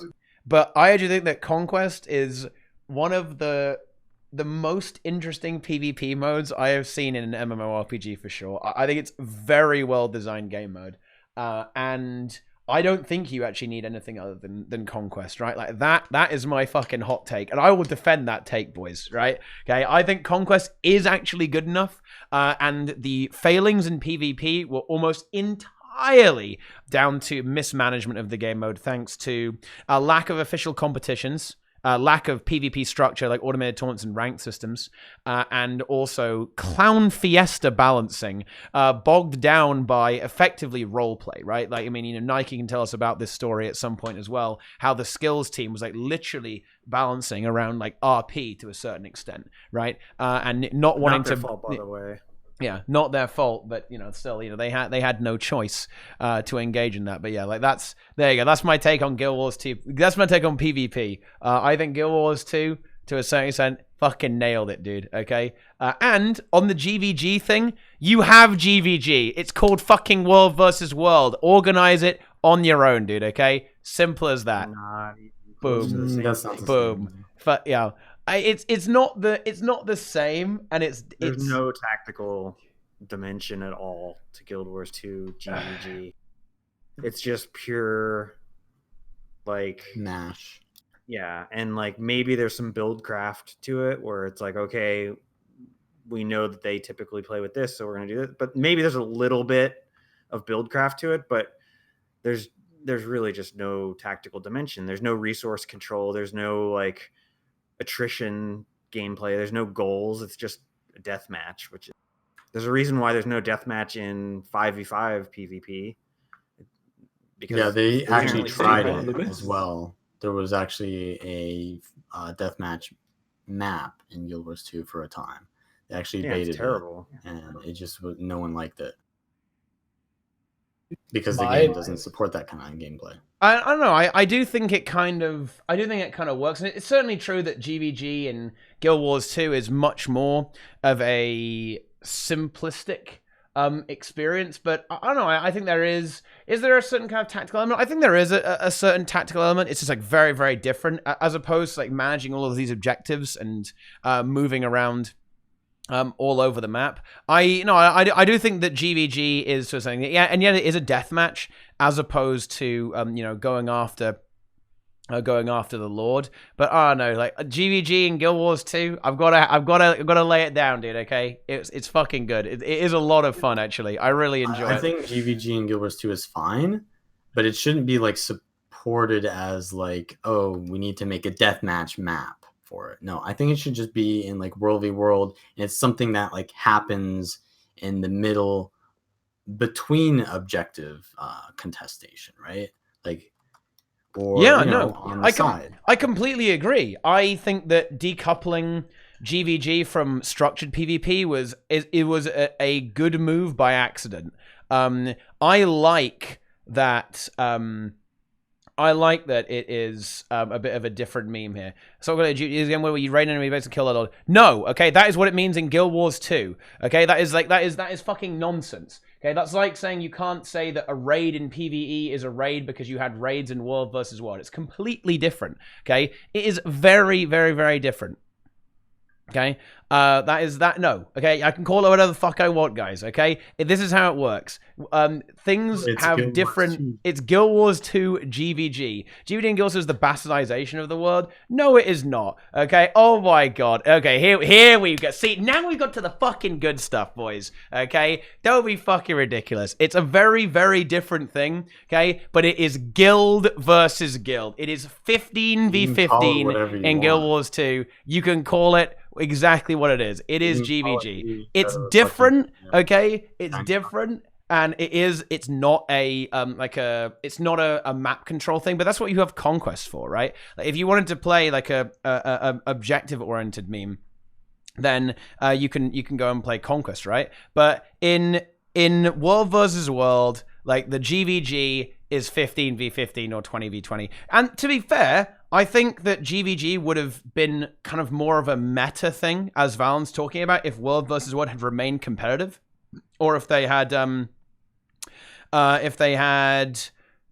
more of a struggle of actually winning World versus World. No one really cares about that, and no one ever really cared about that, to be honest, outside of the World versus World seasons. But I don't know. I do still think that GVG, although it is different in Guild Wars 2, it is still done well. Although in terms of like kind of PvP variety and game variety, Guild Wars 1 obviously kind of takes the lead there in how much variety it has, because Guild Wars 2 doesn't have anything. But to a certain extent, not that big of a deal though, right? Because World versus World has like many different game modes within it. Exactly, yeah. Because, it's a sandbox style. When you're trying to fight over the keep, right? That's like one map in Hall of Heroes. Or when you're trying to fight over a tower, that's a different map in Hall of Heroes, right? Or HA, whatever. Like, so the fact that people complain about less game modes just means that they're I don't know, not exploring the extent of their game mode. Yeah, sure. I've got a hot take. Let's go. Oh, ooh. Stronghold is the best PvP Guild Wars 2 ever. Oh, I love that is hot. Stronghold. So I am not a hardcore PvPer. I'm really not a PvPer at all. In Guild Wars 1, I loved Fort Aspenwood, Alliance Battles, Jade Quarry, because they're very PvE-like. Like there's secondary objectives and like other things going on besides just like kill people, which I know there's more to that than in Guild Wars 2, but Stronghold was just so much fun to me for some reason. It reminded me of the JQ Fort Aspenwood type gameplay, and the most fun I've ever had PvPing in Guild Wars 2, which to be fair is not a lot. I don't really dabble in that a lot, but I loved Stronghold. It was so much fun. Sad that it like died. Yeah, I think Stronghold is actually pretty fun. GVG. They should have called it. They didn't iterate on it. They didn't fix it. But yeah, they basically copied like the skeleton, like the 10,000 foot view of what GVG is, and implemented it in Guild Wars 2. But then like they probably knew their product was shitty and didn't want to call it GVG, because they knew if they called it GVG and it sucked, they would the blowback would not have been good. So they called it Stronghold, even like to cop out of that. Can you still play it, or did they like hard remove it? You can't play it in ranked anymore. You can still play it. I think it's actually turned on by default, so new players will encounter Stronghold, but experienced players won't. Yeah, when Stronghold came out, they actually held I don't know if it was official, but I think Storm or one of the other casters held a tournament, and I played in that, and it was really fun, actually. I think it's just like that there wasn't enough support and like balancing to it, so it kind of died, and therefore it kind of like had this like snowball effect of it just becoming even more dead. But if they actually kind of supported that game mode and balanced it in a timely manner, chrono like that, it would have actually been pretty fun. Yeah, for the majority of people. I'm definitely with Doombox. I think they could have And they still could potentially. It's very unlikely, but they could push it into more of a Guild Wars 1 style GVG. It was not that far away from it. Obviously, not really that similar from a mechanical point of view, but like you have that slightly more objective base, like a little bit more tactical in the term of the game, in the gameplay, with getting supply, going for heroes, right, and moving around the map and all that stuff, like attacking and defending, right, the push and pull. It was there, and they had that ability, but they just completely dropped it and ignored it completely. But yeah, no, Stronghold. I've always been a big fan of it. I have been a Stronghold White Knight, 100%, dude. Okay, that is some quality memes right there. It is if Stronghold had been good, and if it had been like as good as GVG was in Guild Wars 1, like I can't see myself not having played it like hardcore. Like it would have, like if it had been that good, it would have just been awesome. It's also more understandable from like an esports viewing perspective. Like you don't have to know, the nuance of like, rotations and stuff that you get in Conquest to like know what's going on. It's just like, okay, you can just see it from more high level observer mode and like know what's happening. Yeah. Which, I mean, esports was never going to be a thing, but if it were to be, I think Stronghold would be a viable path. Oh, so more say like visible rather than like saying, oh, this team is kind of like abstract. Oh, this team has more points than the other team, whereas like Stronghold is like, no, you can see they're on the second gate, right? It's more like vivid. Yeah, it's like League of Legends in a way, right? It's like, oh, they're Right. getting to the Nexus, even if you have no idea what that means. Like, oh, they're clearly winning. These guys are winning easy. It's more comparable to like real sports. Like, with basketball, you're trying to move the ball to the basket. Like there's like an action that happens to like win, and you can see that happening in Stronghold more than just like, oh, we're out rotating the enemy team in Conquest. Yeah. So Stronghold is the answer to esports. It is. Yeah. Could have been. It could have been, but so the greater overall problem with Guild Wars 2 PvP is that guilds don't matter, not just because of GVG either. Like it should be that your 5v5 team has a ladder and it's tied to a guild, and you don't care your individual. There's no individuals on the ladder. It should all be teams on the ladder, and it should be based on guilds. Like that's just the way it should be. That's way more interesting, way more like cohesive. But unfortunately, they made the game completely not to make guilds totally irrelevant and meaningless in Guild Wars 2 for the most part. Like I think adding they did multiple guilds per account like ruined it. Fatal That was mistake number 4 or 5 or now. When they came out with guild leaderboards, like when HOT came out, I think Abjurd or PZ were just using it like with old accounts to advertise their own Twitch channels. And people did not like that. Yeah, which is why you can't have multiple. Well, having multiple guilds like defeats the purpose of like having any sort of guild pride. Like, yeah. This has always been a bit of a problem with. That just shows you like how much bigger the Guild Wars 1 PvP community was. Like it was hard, like in like 2005 and 6 and 7, like to be in the top 100 guilds was not easy. Like you had to be a very competent group of players just to get top 100. And now, like, no offense, like that's top 100 guilds. So like you're talking like 800 players. Like the top, like, are there even 800 active players in Guild Wars 2 PvP at the moment? Like, I don't know. So the level of competition was a lot higher as a result of that, and people cared about the guilds. Like you cared so much about where your guild was on the ladder. Like it mattered to you, like that your guild was top. Like your guild being top 100 gave you cred, like in the community. Your guild being top 50 gave you like a different sort of cred. Your guild being top 25 front page on the website gave you like a ton of cred, and then obviously top 10 means you're like world tournament level, like, and that gave you like a lot of cred. Like it's just that was just such a much cooler system, and having it being tied to guilds rather than individual players, I think like made it more of a group thing and camaraderie. Yeah, and I think the guild issue spans to like all areas of the game too. Just in general, like the guild experience is so much worse in Guild Wars 2. Like I've been guild leader of the same guild for forever, and there was just so much more like pride and passion and doing stuff together that happened in Guild Wars 1 compared to Guild Wars 2, because people can be in multiple guilds, which leads to less like loyalty. You're spread thin, and like even something as simple as like the capes, like it's kind of a meme, but I mean, like, honestly, like that small thing made guilds just like feel more like important and like tied to your character, like just like a small visual thing like that. What else was it though? Because like this is something that I almost see in both games. Like in Guild Wars 1, like the social features were not like god tier, right? I guess it was more that if you wanted to do stuff, certainly in the early stages of Guild Wars 1, you would have to do it with players because, like, heroes didn't exist, right, at some point.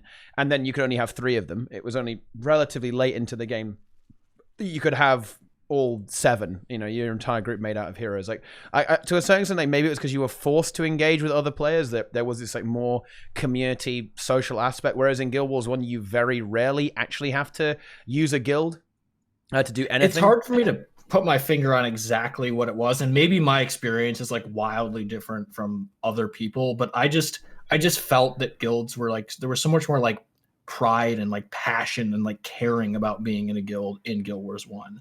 Yeah. And I think it just has to do with the being in multiple guilds thing. Like it's less important. Like it's just like, oh, I'm going to join this guy's guild and I'm going to join that one. Like, and instead of like, you have to commit, like, I'm going to be in this guild. This is my guild. Like, you can't just like, if you want to join a different one, you got to leave. So it's more of a selective process. Do you think it was to do with like the climate and the community though, to a certain extent? Because if anything, there are more guild features in Guild Wars 2 than in Guild Wars 1. In Guild Wars 1, the features are kind of like you have your cape. Bullshit, quite frankly. Like in Guild Wars 2, what can you do? You have a guild hall that's like kind of crappy, and there's only like 3 of them. And it upgrades sort of, but no one goes there anyway because there's like nothing useful there really that you can't go to one of the synths, dude. The synths. The little what's it called? Like the passes. The passes to all the places. Yeah, they were like, oh, we don't want guild halls to be important because then people won't go to cities. Oh, and they put out a bunch of passes. Oh god, that takes they want them to buy passes. Oh, dude, when ArenaNet It's said like that was such a meme when they were. Oh, yeah, okay. Oof, But oof. what else can guilds do? You can do guild missions. No one does because there's no reward for them. You can have a cape that is 7 years late and looks kind of shitty, and the symbol customization is less good than the first game. Even that, there's kind of like they messed up there. You can have a tavern, and you can put giant clocks and dances. This is why I always think that this. I think that this sort of thing, like the importance and the meaning of guilds, is entirely derived from the community, right? Because here's the thing, right? Here's the thing. In World versus World, I'm talking like OG World versus World. I'm talking shit like fucking Red Guard and Team Aggression, dude. That was like, holy fuck. Like these guys, that's big. That's gaming right there. And like a lot of the PvE guilds, right? Like stuff like Death and Taxes. Like you see someone in Death and Taxes, like, holy shit, dude. This guy's a gamer, right? This guy is a toxic elitist. He probably flames all the pugs, dude. I bet this guy benches 20k DPS, with quickness and ice bow, right? And I think all of this is derived from the community, not from the actual rewards, I suppose, right? Because again, like in Guild Wars 1, the system again was very limited, but people were excited about it, right? Because everyone was excited about it. It was kind of like a self-fulfilling meme, right? People are like, oh, holy shit, like, we're going to go win, right? We're going to go win Hall of Heroes, right? We're going to go and do this dungeon speed run, right? Like, we're going to go and do that. And everyone's going to think we're fucking swag, right? In Guild Wars 2, nobody gives a fuck. And because nobody gives a fuck, it doesn't really mean anything to a certain extent. I guess there was just like a bit more of an Turbo nerd theme in Guild Wars 1. I think that would be kind of a thing to say, right? You know, like when you win, the entire server knows about it. When you get an achievement, the entire server knows about it. I mean, fuck it. Like when I got God Walking Amongst Mere Mortals, random people messaged me and said like, "Oh, congrats, dude, fucking nice," right? Like I've never like just absolute random people just said like, "Whoa, nice, good job, buddy." I was like, "Dude, that's pretty fucking sick, right? That's pretty cool." Yeah. Wait. Oh, you you can say yeah. After 7 years, I crafted my first legendary. Then you can get the same thing there. I mean, guess I did that with Legendary Armor. yeah, I pinged it in chat. I made it. No one said a thing. I logged off. It's over. I will say alliances in Guild Wars 1 were another amazing feature. Like the fact that you can like band guilds together and like have a unified chat, like that alone was like just a really cool thing. Even though there really wasn't they should have much of a handled function. it in Guild Wars 2. should have. Rather than letting you have 5 guilds, it should have been alliances. You know, yeah. Alliances You sounds could, like a pretty good take idea. ownership of a town in factions. Like that was a really cool fight. You know, when factions released, like, oh, we're gonna own Kavlon or like House Suhelzer. You gotta grind out the faction. Every time anyone goes to that town, you see the guild logo on the icon itself, and it says who owns it in the when you like load in. But even ignoring all of those aspects of it, just like binding the guilds together in a chat is like such a huge. Yeah. And it extends that community to like 9 other communities. Yeah, and this is probably one of my major criticisms. This kind of leads on to one of my major criticisms of Guild Wars 2, actually, is the lack of social interaction, or rather, the ability to avoid all social interaction if in any way, right? I think Guild Wars 2 occasionally does feel like a bit of a single player game, like maybe perhaps more than Guild Wars 1 ever did, even though ironically enough, right, Guild Wars 1 is actually very, very solo friendly with the way the way heroes are. But Guild Wars 2, you feel like you are playing alone together, right, a lot of the time. And well, I definitely feel it because none of my friends log in anymore. Feels bad, man. But I don't know. You guys, honestly, you guys probably know better than me because I actually don't know. Like, does Guild Wars 1 do a better job of this than Guild Wars 2 in kind of generating player interaction? I guess it does because of the instance nature. It used to. Yeah. Well, now people get funneled into needed like players to complete Thunderhead Keep. Yeah. Well, I mean, okay. Before alliances, PvP it mattered a lot more. Because you weren't going to win GVG without being in a GVG guild, and that makes sense. Like, and I think alliances became sort of like an LFG, like for pugs. Like you'd be in an alliance with like other GVG guilds, and you'd be like, okay, we need +1 monk, and like maybe someone would come. And I think like that sort of also happened in PvE as well. But like all the speedrun guilds got into alliances with each other, and it just became like a glorified like LFG for them. Yeah, I mean, when you're talking about the experience in Guild Wars 1, like comparing it to Guild Wars 1 like right now versus back in the day are two very, very different experiences. Vallun started to say, you know, Thunderhead Keep, you had to group with people. Like that was like a hard roadblock in Prophecies. Like you could not do that with henchmen at all. Like you had to do it. And then there was the monk strike. Like a split that was strat fun too, and you couldn't even flag henchmen back then. So it was literally impossible. How times change. So I get in Guild Wars 2 they remove a Ra. You can solo it now. Remember you had to group up to do the last mission in Guild Wars 2? No, it's just like you. Oh yeah, that's right. Yes, the Zaitan, a Ra story mode. You know, this was I have no idea why they didn't do this. I think this was actually a huge blunder in Guild Wars 2. You know, it's kind of interesting actually. That the way we're talking about Guild Wars 1 and Guild Wars 2 is that it just seems that in a way like Guild Wars 1 was much more of a whole product, right? And Guild Wars 2 is a bit of like a blah, blah, blah, blah, right? You know, even though like Guild Wars, I would definitely say that just on the combat system alone, it basically carries Guild Wars 2 to victory here. Like, a lot of the actual design elements of the game, like, really kind of fall over, I think, because, like, why are all the story dungeons not part of the story? Your natural playthrough. It's insane, because if you don't play the dungeons, it actually doesn't make sense as well. Like, you don't understand why Destiny's Edge got back together unless you play the story. It doesn't actually make sense. It You makes can read the book. Yeah, Sort of. and I think so many of these choices, in a way, Guild Wars 2 gave the player too much freedom, right? It was like, oh, if you don't want to do that, you don't have to, right? Oh, if you don't want to do this, you don't have to. But in doing so, it shot itself in the foot, because it made it so that people don't talk to each other and don't play the content.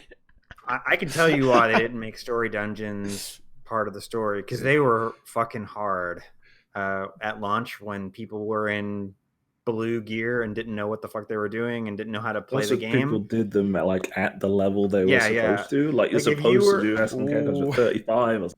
Yeah, you're supposed to do AC story at 30. People were doing it at like 27 in blue gear and like had no clue how to play the game. They didn't even know you could dodge. Like, they would like just completely clueless. I remember we did Ascalon and Catacombs story mode in one of the open beta weekends. And I think like with our group, it took us, I don't know, like an hour or more, maybe more, an hour and a half to clear the story mode. Like, I could only imagine, and we were like pretty competent players, like relatively speaking. I could only imagine what it was like for people that had like lobster hands and the other deformed mutants in the Guild Wars 2 community, like how they were getting on. Like, that's just, it was just unfathomable, especially like Caudicus Manor story mode or like SE story mode. Those were hard as hell. Yeah. Like, I could not imagine forcing the entire community to go through those. Just insanely impossible. And that was probably why they probably originally wanted to make you do it. But then in alpha testing, they were probably like, nah, too hard. We can't force people to do it. Would you not think that was maybe an issue with making the game too hard then? Shouldn't they have made it a bit easier and made the explorable modes like a lot harder, I guess? Should have made the story modes a lot easier and the explorable modes a little bit harder, for sure. Well, Guild Wars 1, you needed to complete missions to move on, right? Yeah, I really like that you format. couldn't progress throughout the thing without doing the missions, and those were decently hard. They had a very hard fail state to them. There were some missions that definitely were roadblocks for people in Prophecies. Ring of Fire. Dude, Aurora Glade. Aurora fucking Glade, boys. Okay, like that is a mission. It's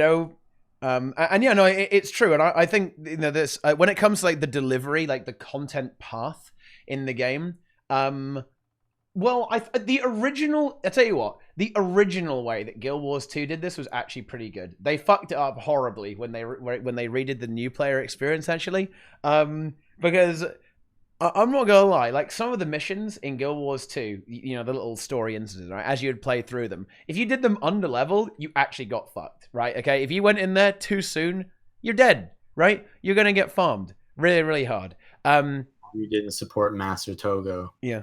Well, exactly, and yeah, that's also it's definitely true in Guild Wars 1. Some of the some of the Guild Wars 1 missions, they could get a little bit spooky. I mean, now, yeah, they're not hard. As an adult, you're gonna absolutely fucking stomp that shit, right? A lot of my opinion of Guild Wars 1 is very warped on being old now, and I was a child when I played through Guild Wars 1. Right now, yeah, I'd face roll it, obviously, right? It ain't that hard now. But dude, I got stumped on Frostgate in my playthrough. That was rough. Yeah.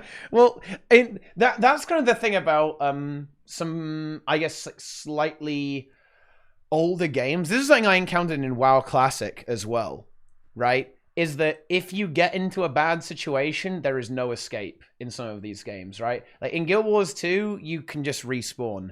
But in Guild Wars 1 and WoW Classic, if you've pulled too many mobs, well, you're dead, right? You can't outplay them to a certain extent, right?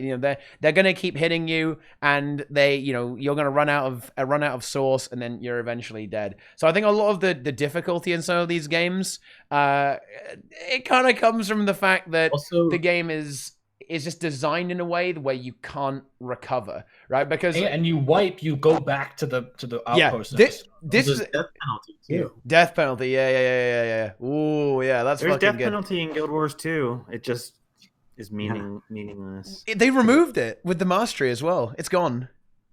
John Yeah. Peters lied. They deleted it.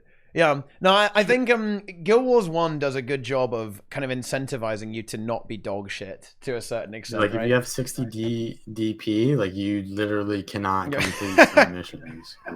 You won't win. Like you just like get sneezed on. It legit like just kicks you out if you have 60 DP. On hard mode, yeah. Yeah. I don't know. Like what was the overall thrust of this discussion? We're just talking about like missions and stuff in Guild Wars 2. PvE experience. Yeah, was the topic. Yeah, the PvE. Guild Wars 1 wins, baby. Woo! Next topic. Actually, I would say the weakest part of Guild Wars 1 is the thing that Guild Wars 2 story, right? seemingly does best, and that's giving casual players something to do every day when they log in. Like Guild Wars 1, there's once you finish the story, if you were too casual to do Fissure of Woe or Underworld or any of those endgame zones, like you could level an alt, and do the story again. But there was nothing, there was no like, and they did add like daily bounties and stuff, like sort of towards the end, but like after Eye of the North. But really, there was like for super casual players until the title grind came out, there was nothing to do. Like in Prophecies, there was like nothing to do.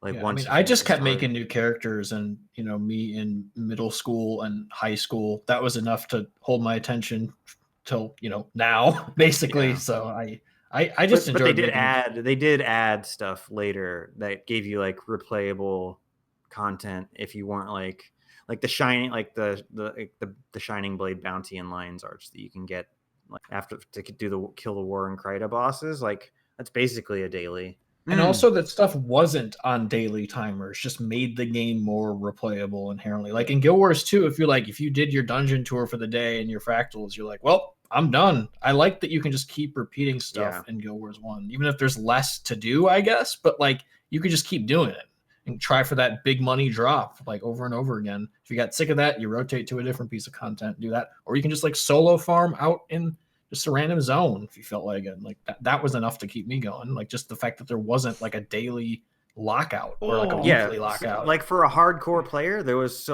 like you said, there's infinite to do, like infinite replayable content. Well, I think that for a casual player, Guild Wars 2 is so much better because there's more content than you could possibly do in a day, especially if you don't play very much. Like. Funnily enough, like this is probably one of the really big criticisms I would have of Guild Wars 1. Whenever I would play the game, I would essentially beat all the content once and then not want to do it again. Because like so much of the enjoyment of the Guild Wars 1 experience was like doing it for the first time, right?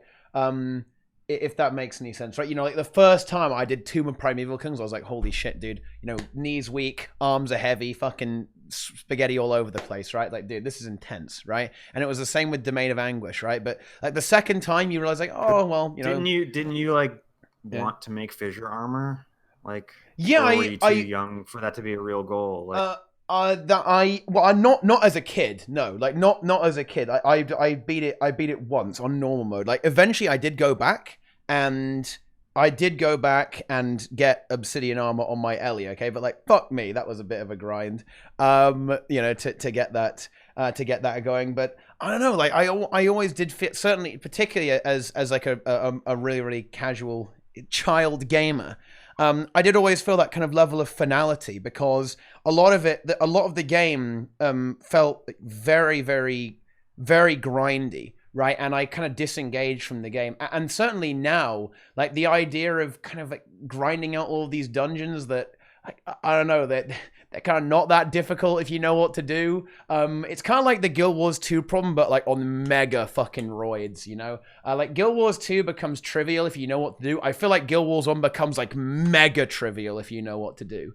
Yeah, but that first time you play it, just like running around aimlessly, grabbing quests, not even knowing where you're supposed to go, just killing stuff, and like you happen to end up in a new map, you're like, oh, this looks important. Like that whole style like lasted me like honestly like years, because I mean for one, Yeah. I was like a literal child, but Yes. also like I didn't know what was going on, and that alone was enough to make the game last for so long. Absolutely. Or I had to repeat anything. Yeah.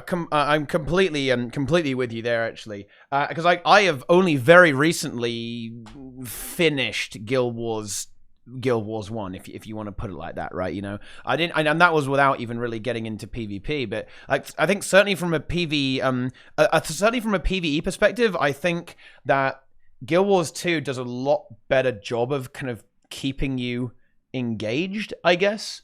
Guild Wars 1, I don't find it nearly as engaging in the long term. Maybe if I was into speedrunning, I would feel differently. I've never done any like all the crazy strats, right, to speedrun that sort of stuff. But I think that stuff like raids, like challenge mode fractals, do a better job of keeping you engaged than kind of just like abusing broken mechanics in Guild Wars 1. I think that's just kind of the player I am to a certain extent, is why I never got into dungeons. I don't necessarily enjoy just like abusing the hell out of like game mechanics that are not quite right in a way. Like, I mean, like the Guild Wars 1 meme that I always do is that like a huge part of the meta is essentially like going completely invulnerable and then one-shotting everything, right? Okay, and that's kind of fun, right? Don't get me wrong, right? That can definitely be fun. You know, if you see some of these crazy builds that Nike stole from Meta Battle, right? You know, he's going in there in his fucking dervish, he buffs up hard, the ritualist gives him splinter weapon, and he like annihilates everything immediately, right? There's something that can be that can absolutely be an enjoyable experience. But on the other hand, like I don't know, I think that's just kind of like a player preference, like that sort of thing that really isn't my jam, you know? Big time player preference, because the way I view Guild Wars 1 is like the comfiest game ever, basically, because you don't really have to pay super attention.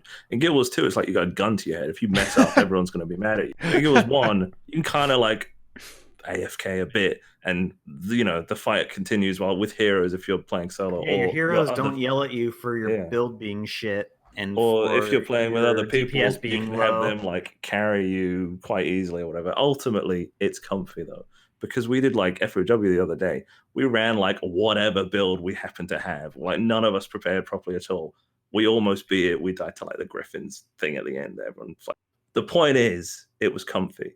Whereas in Guild Wars 2, like you have to pay attention. It's more engaging ultimately, because if you fail, you fail and you got to start again, and loads of people will be mad at you. Like if you can't like sleep through a raid yet.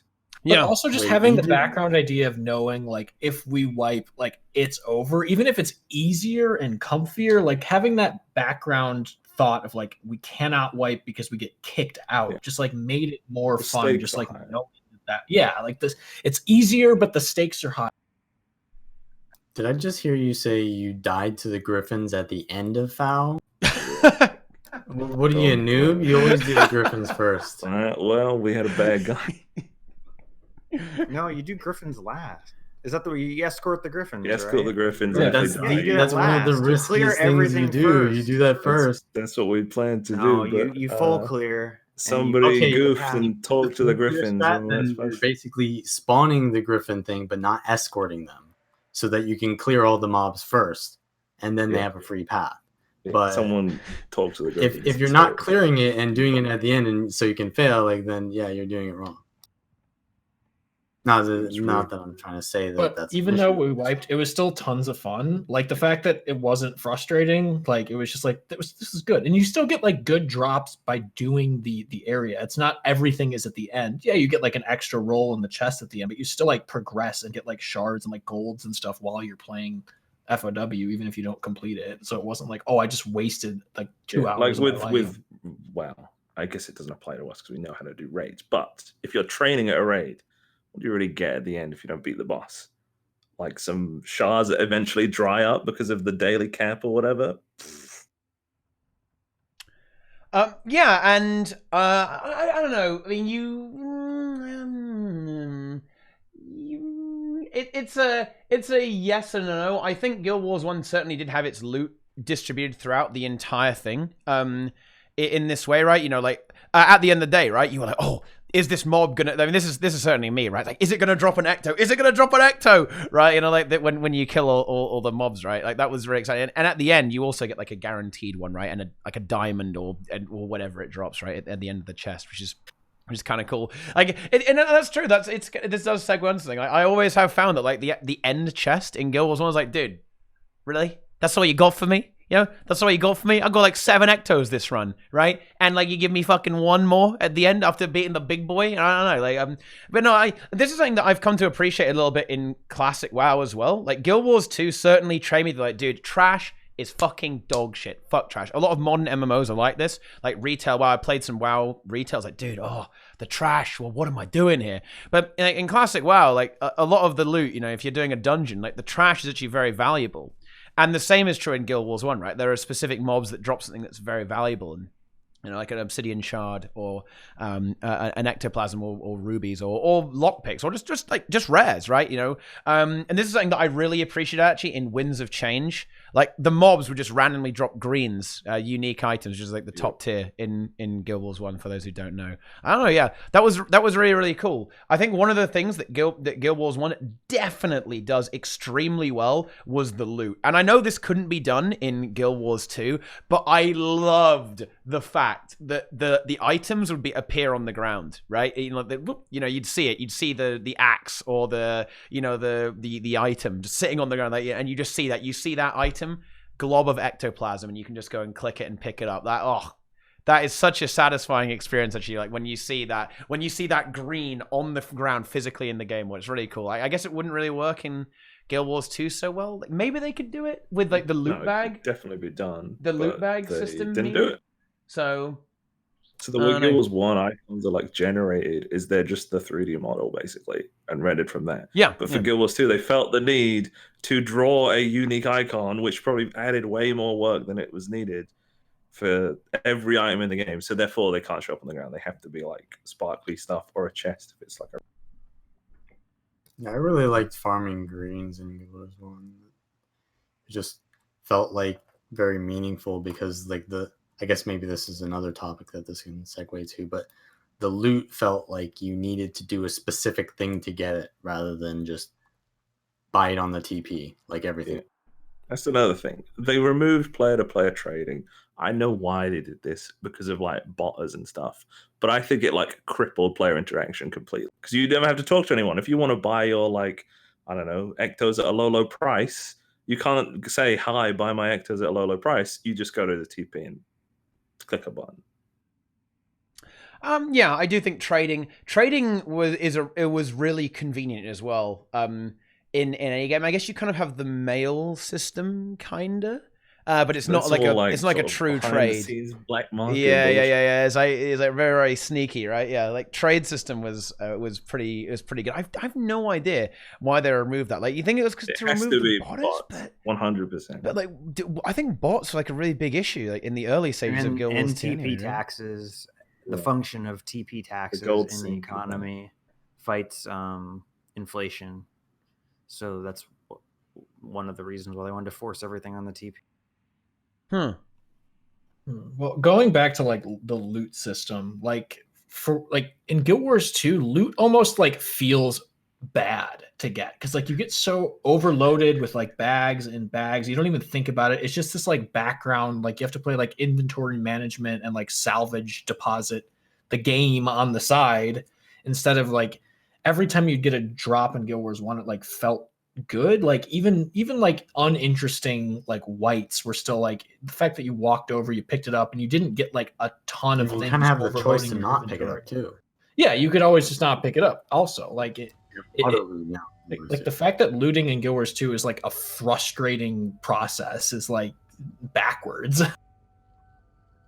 Yeah, you get bombarded with so much, and it all seems so worthless that. Yeah, and then by the super end game, you have like ascended on every character. You get an ascended item, it's literally useless to you. You have all the ascended stuff you'll ever need ever. And here's another thing you can't sell. That's why we need heroes in Guild Wars 2, so that we can now we have to gear 8 times as many characters as we currently have. And then if you have like the heroes absolute have full ascended of like legendary armor, you especially don't when need heroes need legendary armor. My heroes need it. From this perspective, though, Wars 2. I think we're coming at this from a very extreme perspective. I don't know. I still like it when I get a piece of Ascended gear because I'm like, dude, when that new gear type comes out, easy. I can get that fucking locked down. I legit hate the gear system. But also, there's my nuclear take. Look, that is a pretty nuclear take because I actually kind of like it in this game actually when it comes to like gearing and that.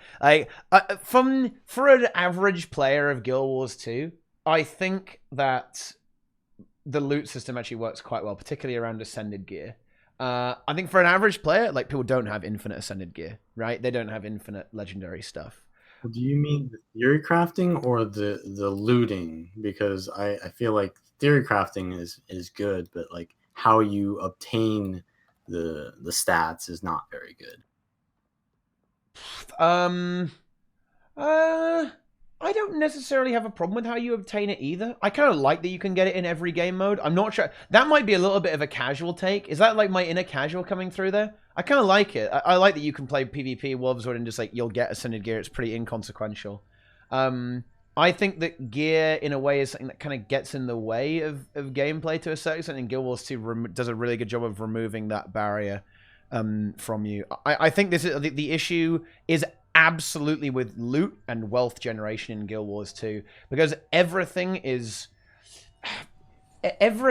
you'll ever possibly get is so incremental that you don't give a fuck and it feels really annoying, right? Which is why they compressed all the loot into those little unidentified gears, right? Like in Guild Wars 1, you know, your wealth is coming from like, oh my god, dude, voltaic spear, like oh my god, you know, I got loads of ectos, or I got this rare green drop, I got Doom's Scythe, right? There's a lot of stuff that is to a certain extent pretty grindable and not too rare. In Guild Wars 2, everything you get is never gonna give you like, oh nice, I just got 10% of my goal in one go or something like that. It's all gonna be very, very little tiny, right? After you do a world boss in Guild Wars 2, or after you do a fractal, it's just a teeny tiny bit of the way there, right? Like in Guild Wars 1, I think you had a bit more of that kind of meaty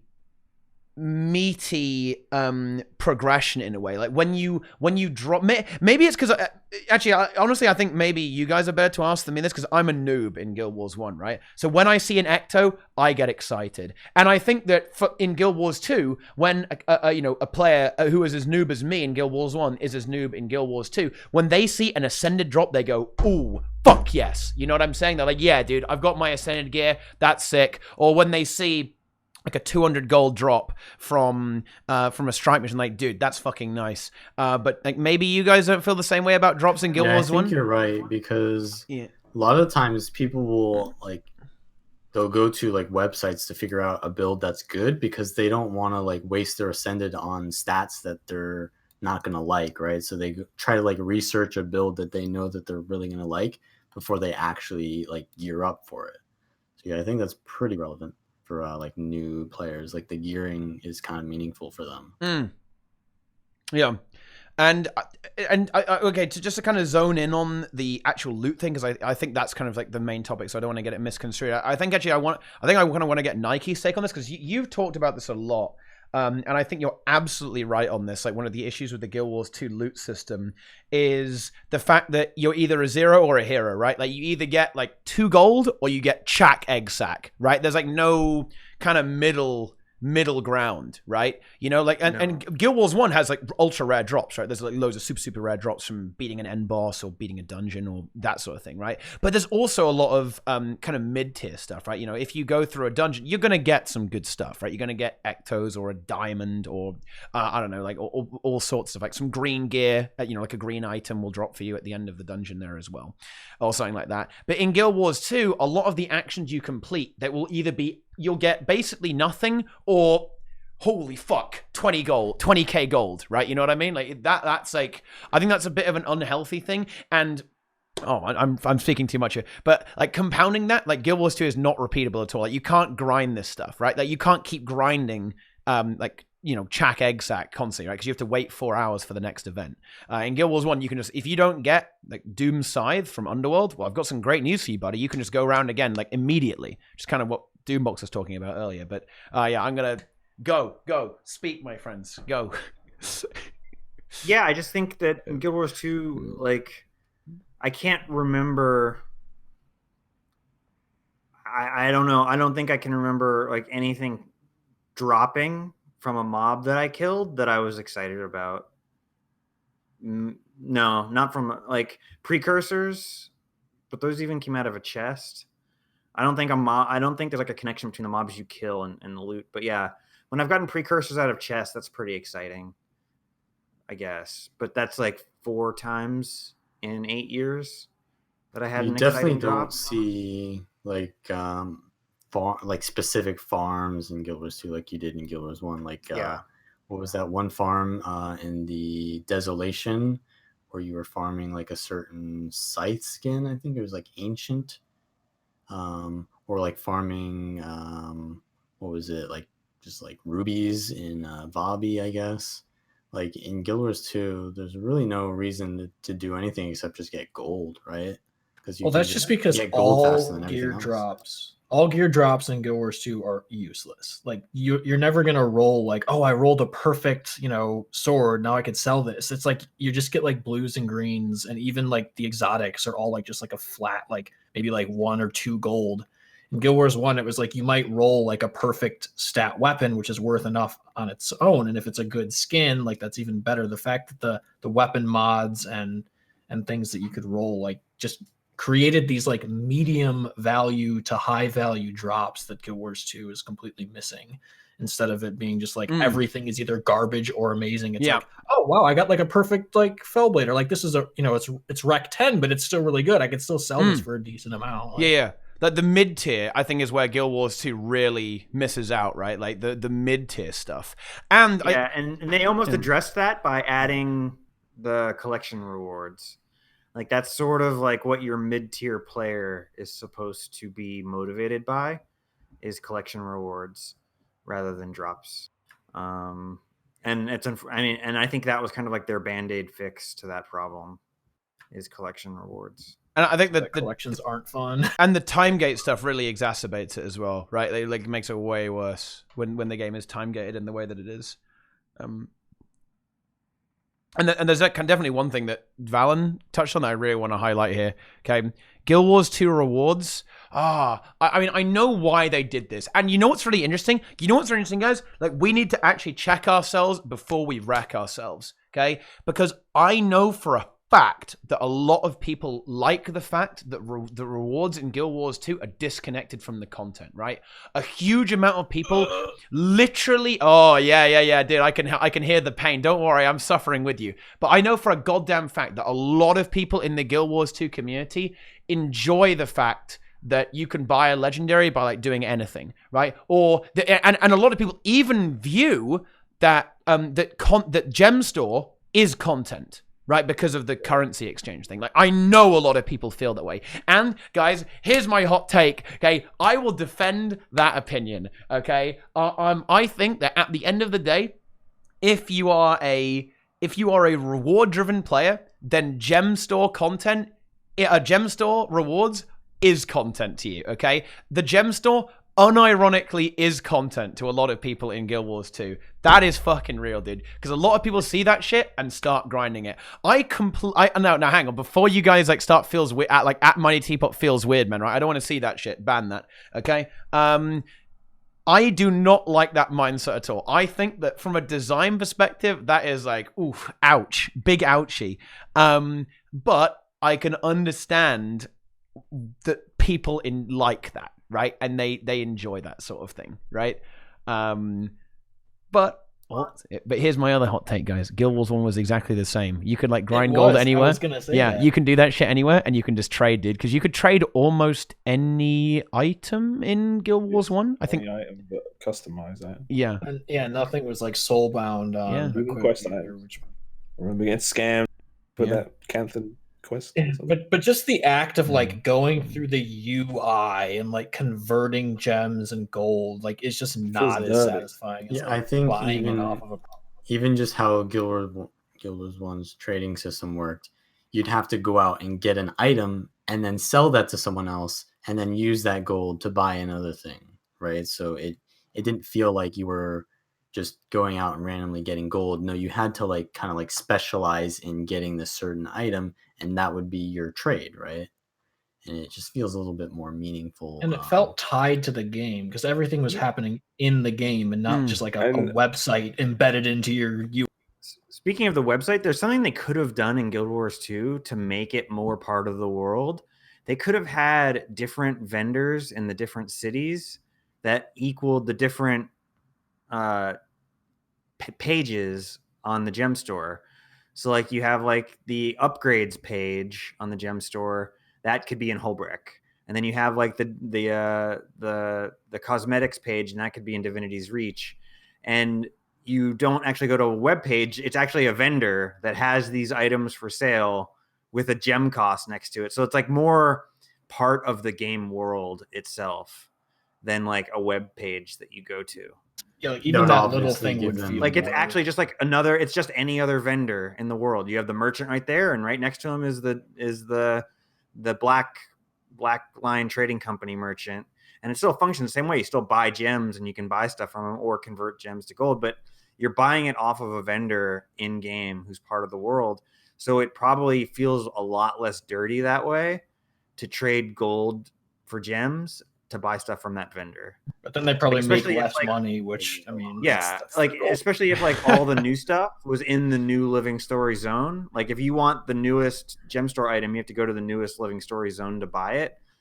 I understand they'd make way less money because it's like people would like Papagas would have to like hunt for the things they want, and they're too feeble-minded to be able to pull that off and be like. They also do that new thing where they like light it up when there's a new item in the store. That feels like so mobile phony. Ooh, that's that big spice right there. I don't know. They obviously make the gem store as convenient as possible, like across the board. Except it's like lagging. It's funny that you can't buy stuff from the gem store outside the game on a website. Like. That's one thing that like they need to ascend. Like you can go to PoE's website and buy all of the cosmetics off their website, and the next time you log into the game, they'll be waiting for you. Like, why? I don't understand why you can't do that in Guild Wars 2, considering that it's a website. Like, maybe it was supposed to be the companion app that never came to be. Yeah, standard experience. What happened to that? Actually, that was supposed to be a companion app at some point, wasn't there? That's kind of an interesting meme right there. Actually, that when it comes to that sort of thing. But yeah, I don't know. Man, like that's one of the main things that I think Guild Wars 2 definitely kind of needed, right? Like that, the integration of specific farmability into the game, and we see this. It's finally here, guys. The Guild Wars 2 redemption arc. Okay, they're saying that they want this stuff to be permanently repeatable. But I just wonder if they'll. And with strike missions, I mean, strike missions are not the same as Guild Wars 1 farming, but they actually are making them farmable. For example, guys, do you guys actually want to know like a sleeper OP fucking meme in Guild Wars 2? Like, don't tell anyone this. Okay, this is top secret. If you actually farm the Whisper of Jormag strike mission efficiently, you actually get like decent gold by doing that, because the drop is like worth like 900 gold or something like that by farming that skin, and you can keep doing it. If you can do that efficiently, you'll eventually get it, and you'll actually get like a shit ton of gold for doing that if you can do it in like 5 minutes. Like it's like the tribal raven memes. Raven yeah, they're like really. Yeah, it's like 500 gold, isn't it, or something like that? Or is it? I need this. Or is it less than that? But yeah, guys, it's actually like sleeper OP. Like Linker was doing this. I think it took him like an hour and a half to get the drop of farming it efficiently, like over and over and over and over and over and over again. So that in a way, yeah. Oh shit! Oh no! I leaked his strat, and now he knows that I leaked his strat. But yeah, like no joke, guys. I was literally saying to myself, I'm gonna do this right after. Yeah, like from a gold per hour perspective, it's actually really fucking good to do this. Like maybe one of the, it might actually be like a sleeper OP farm right now, like because of how good that is. Now, of course, with Guild Wars 1, the farm duration is a little bit longer. I think strike missions don't really work for this because it's literally 3 minutes. minutes, so you do it like 20 times an hour, right? Okay. With a Guild Wars 1 farm, it will typically be a little bit longer, right? If you're farming, something like, if you're farming Underworld, if you're farming Tomb Primeval Kings, you're not going to get that done like 20 times an hour, right? But Raptor Farm was just like rinse, repeat, go out the door over and over again. Yeah, but that, I mean, 55 monk stuff. That's kind of painful though, dude. Like the Raptor Farm. Ooh, I mean, that was slightly fun. Yeah, for a little bit, yeah. But I remember what I find interesting. Sorry, go ahead. Okay. What I find interesting with Guild Wars 1 is how there was all these weird like careers that people sort of went in to make money, like running people to zones. There is nothing like that in Guild Wars 2. Yeah, and that's raid selling. But there's raid selling. To be fair, That's the closest thing I would say. Yeah, to there's PvP tournament selling too. Dude, you could even get real money for that one. It's even better. Oh yeah, there's jumping puzzle portaling as well. That's true. People don't really do it for profit though. People expect, hope people give them a tip. That's a. Well, I have like a weird thing where I like those like mind-numbing, like grindy, repetitive farms. I mean, I play like old school RuneScape, so there you go. But in Guild Wars 2, I remember they for like one Halloween, there was like that maze bomb thing where you would like go turn those random rats in like the Char starter zone into like candy corns, and you could just farm trick or treat bags nonstop over and over again. That was like my favorite thing ever because it was just like mindless, like repeatable farming. But it was something that was like special. And that's why it was fun. Yeah, like there was like the closest to a Guild Wars 1 style, like, solo farm thing that was ever in Guild Wars 2. And I loved that so much. Even though it was like you just transformed these rats and pressed 1 and that was it. Like there was no like skill involved. That weird like, like autistic rinse repeat style content. So back when Magic Find was still a stat and people would just like mindlessly grind like broken events with like full Magic Find gear. Dude, yeah, this was absolutely more of a thing back in the day. Like this is something that I did, dude. Like for a start, like my gameplay like ages ago, back in the day of Guild Wars 2, was actually like for a start AFKing and doing world bosses, right? Like I would do a world boss, teleport to the next one, AFK, right? And also doing the who remembers this one, okay? I want to see a keepo in the chat if you guys remember this. Who remembers the Plinks event farm? Oh yeah. Okay. In fucking Cursed Shore, dude. I was about that life, dude. Okay, you just go around like AoE grinding all the mobs, dude. There's something to be said for that because you can just like completely brain AFK and you don't have to worry about anything. And I think the Frostforge champ loop or whatever that was. I think a big part of that was because of like the kind of the time in my life, right? Like when I was a very different game back then. I would just come home, right? And I go like, oh, fuck, okay? It's time to just AFK and like not worry about anything. Let's log on to Guild Wars 2 and do some fucking AoE grinding. You know what I mean? Like now, I think my gamer sense has changed a little bit. Now I kind of want to be engaged a little bit more. It's like, okay, right, game, challenge me. Give me the obstacle, I will jump over it. But then I was the opposite, 100%, right? Certainly with MMOs. I played StarCraft 2 a little bit competitively, but like when it was like with MMOs, I was like, oh, man. I will fucking, let's relax, okay? Let's game. And yeah, so I know that's kind of very, very satisfying, I think, Like the most stressful thing I did in Guild Wars 2, I have no idea how this ever worked out, but I like pugged Ra a bunch of times to make the Bifrost. I don't know how did we kill Lupicus? How did that even happen? Because the game was a clown fiesta with like base classes, everyone was like feeding. I don't know, I don't even know how that worked. But yeah, I got Bifrost. It was fucking good content, dude.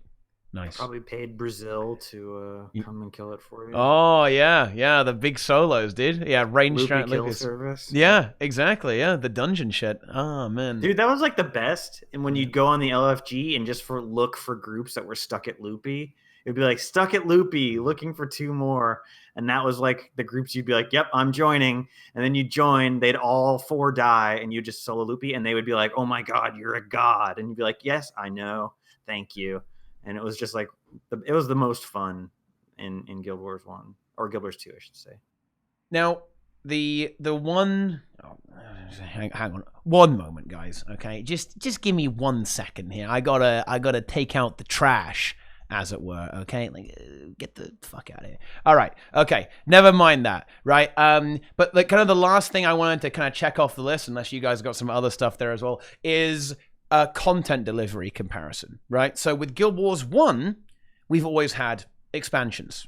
Right. It's been factions, Nightfall, Eye of the North, and then kind of living story, kinda, right, with Winds of Change, like all the Guild Wars Beyond stuff.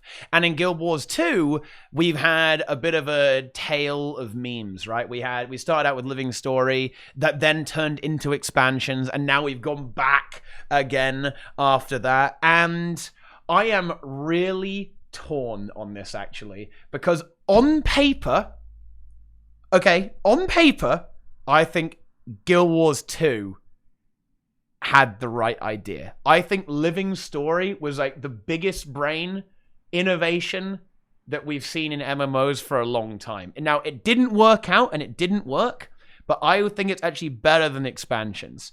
But I think the expansions, especially because of how frequently Guild Wars 1 was able to deliver, you literally get like a fucking expansion every year almost, right? 6 months.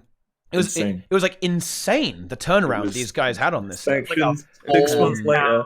Like what it's like to develop on an engine that's easy to make content for. Like amazing.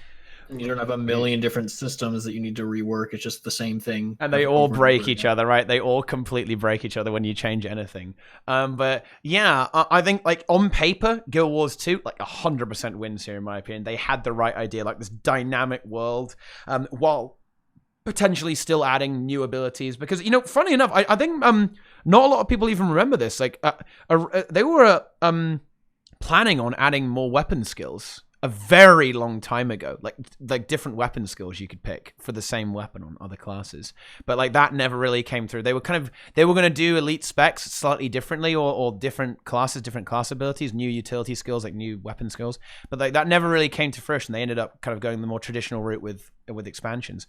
But like on paper, they had the right idea, but in practice, at the end of the day, execution wise, yeah, I think Guild Wars 1 did a really good job of executing their plan when it comes to the expansions. But yeah, like what do you guys think? Like, am I an idiot for believing in the living story dream, or what? The reason, well, they had living story in Guild Wars 1. It was the War in Kryta. It was Winds of Change. Like all that stuff was like the precursor. That was like what gave like that.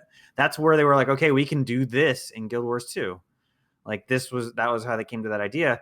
The problem was, there was no, I mean, there was a cash shop in Guild Wars 1, but it was very primitive compared compared to what we have in Guild Wars 2. So there was no monetization incentive for them to keep releasing living story for Guild, or whatever you want to call it, seasonal content for Guild Wars 1, because people log in for their free seasonal content and they don't make any money from that. Because they didn't have a cash shop that was robust like in Guild Wars 2. So the living story thing makes a lot more sense when you have monetized the game to an extent that you want people logging in regularly and buying stuff. Absolutely right. And you no sub fee, no real monetization, then obviously it's not going to happen, right? And well, you can get those really expensive bank tabs, right? If you want. But yeah, like that's why they went in that direction, and it certainly worked out. And like, I think this is where the engine, something happened in Guild Wars 2 that fucked ArenaNet over, because Living World, or kind of the proto Living World that was Guild Wars Beyond, right? So you've got like you've got Hearts of the North, which is like the ERP shit between Gwen and Thackeray. Start with War in Kryta. I was just going to list them all, right? Yeah, War you've got Kryta was great. War in Kryta, and then Winds of Change, and then you've got Winds of Hearts Change of the North. was epic. Winds of Change was the final one, right? Yeah, that was the last piece of content added to the game. And Hearts of the North. So you've got like all this, you've got these really cool stuff, and like this stuff, it kind of had the impact of Living World in a way, right? Because you felt like things were changing in the context of the world, right? Mm-hmm. And we've come full circle here. Do you know, I think one of the reasons this kind of was a bit unfortunate for Guild Wars 2 is that Guild Wars 1 was instanced, right? Guild Wars 1 meant that they could change the world without changing the world for anyone else, right? Like in Guild Wars 2, they had to completely remodel everything to make it make sense within the context of Living Story, right? But with the Guild Wars Beyond stuff, when you embark on these quests, if someone isn't there yet, then it doesn't change for them, right? It only changes for you when you get to this stage in your adventure, playing through the game. Because like they were able to crank this stuff out, and it was quality content as well, right? There was storytelling. There were lots of missions. Like, I mean, the final boss in Winds of Change is like, dude, it's really spicy, right? Like, and it's really interesting. Like with another hard mode layered on top of that as well. Like War of Kryta with an epic final battle in Lion's Arch. Spoilers, by the way. Oh no, it's really cool. And it's true that it's kind of lower effort than Living Story, right? Like way lower effort. You don't have fancy cutscenes or voice acting or new maps or any of that kind of stuff. But I think it was really good content in a way, and it seemed to be repeatable, and perhaps that's where ArenaNet got their confidence from. Like going into Guild Wars, it was like, oh yeah, we've got this shit nailed down, boys. Like we tried out a few times, people loved it, and now we're going to do it in Guild Wars 2. Cocked it up big time. They missed like one of the key points of it, which was that one of repeatability based. So they did almost the opposite, where this isn't a permanent addition, like continuing the game you already play. This is a temporary thing that if you are not here for this month, you'll never see again. You still can't replay season 1 of Living World, and it's been however many years. Well, even the replayable stuff isn't really, the rewards aren't repeatable. The rewards aren't repeatable, and also like the way they just design the missions in general is like so wrong. Basically, what game are you trying to make ArenaNet? I still don't know the answer, because the missions are like some characters walk around and they talk, and then it's like, oh no, something happened.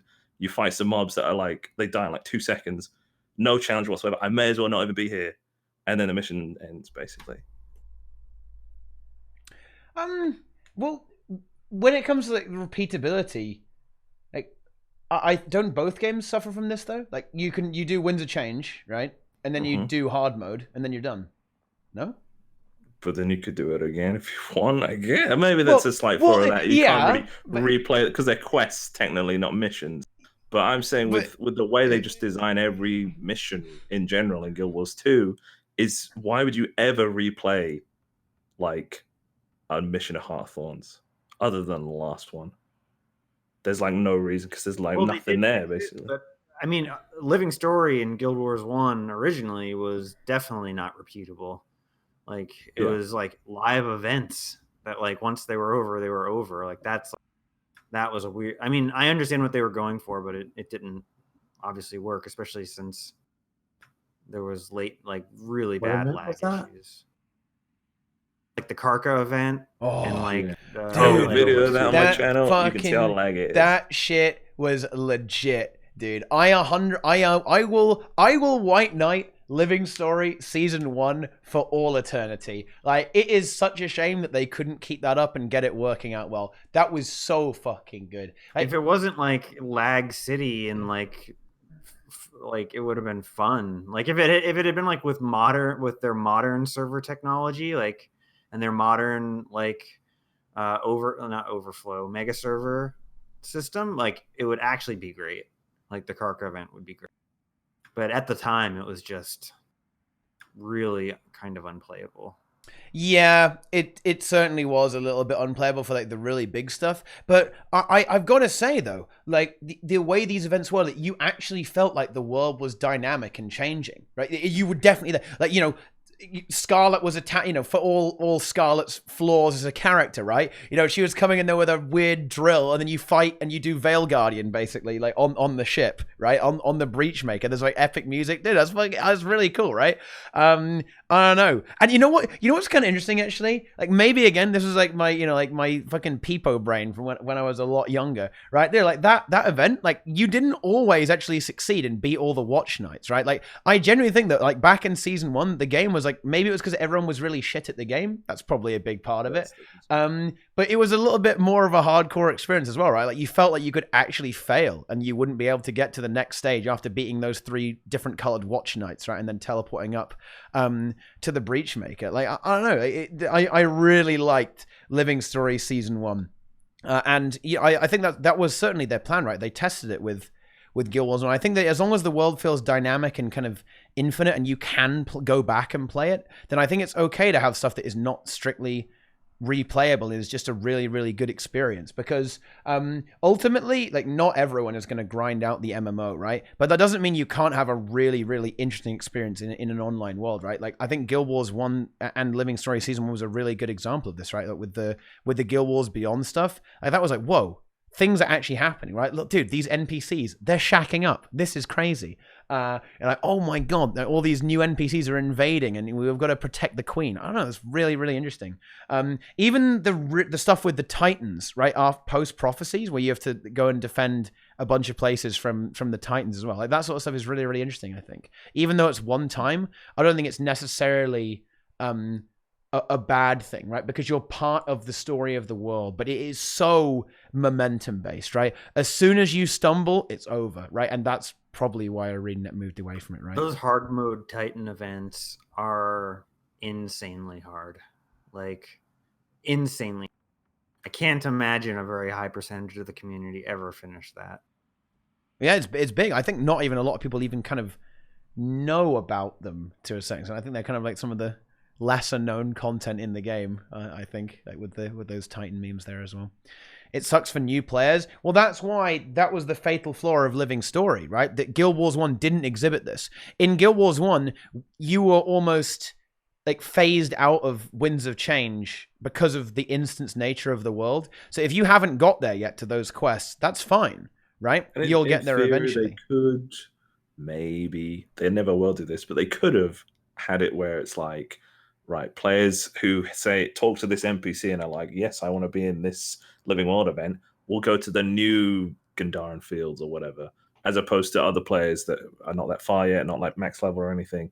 They can't see the new Gandharan Fields, but that would split the player base, and they'll never do that. So yeah, and I think that's why, in a way, the formula they had devised didn't maybe work out quite as well. They had to make these changes into a certain extent, like leave players behind, right? Yeah. In a way, and that's maybe one of the reasons why they couldn't really maintain this, because like Living Story Season 1 became inaccessible, and that would have been the fate for all of their content. They'd be pumping out all this content, and players would literally never have access to it, right? Like, MMOs do this thing where they kind of create this backlog, and Guild Wars 2 has the unique ability to make content infinitely relevant because of no gear grind, and in a way, Living Story robbed it of that capacity as well, which was a bit unfortunate, and maybe one of the reasons they went away from it. So yeah, like, without some kind of implementation of phasing, then it would be. But then again, how would that possibly, as you say, like, then all of a sudden, because of so much of Guild Wars 2's content is based around open world, you can't have people in 50 different phases for all the Living Story. Oh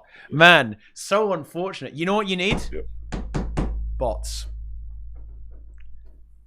maybe You replace players in old versions with bots. Boom.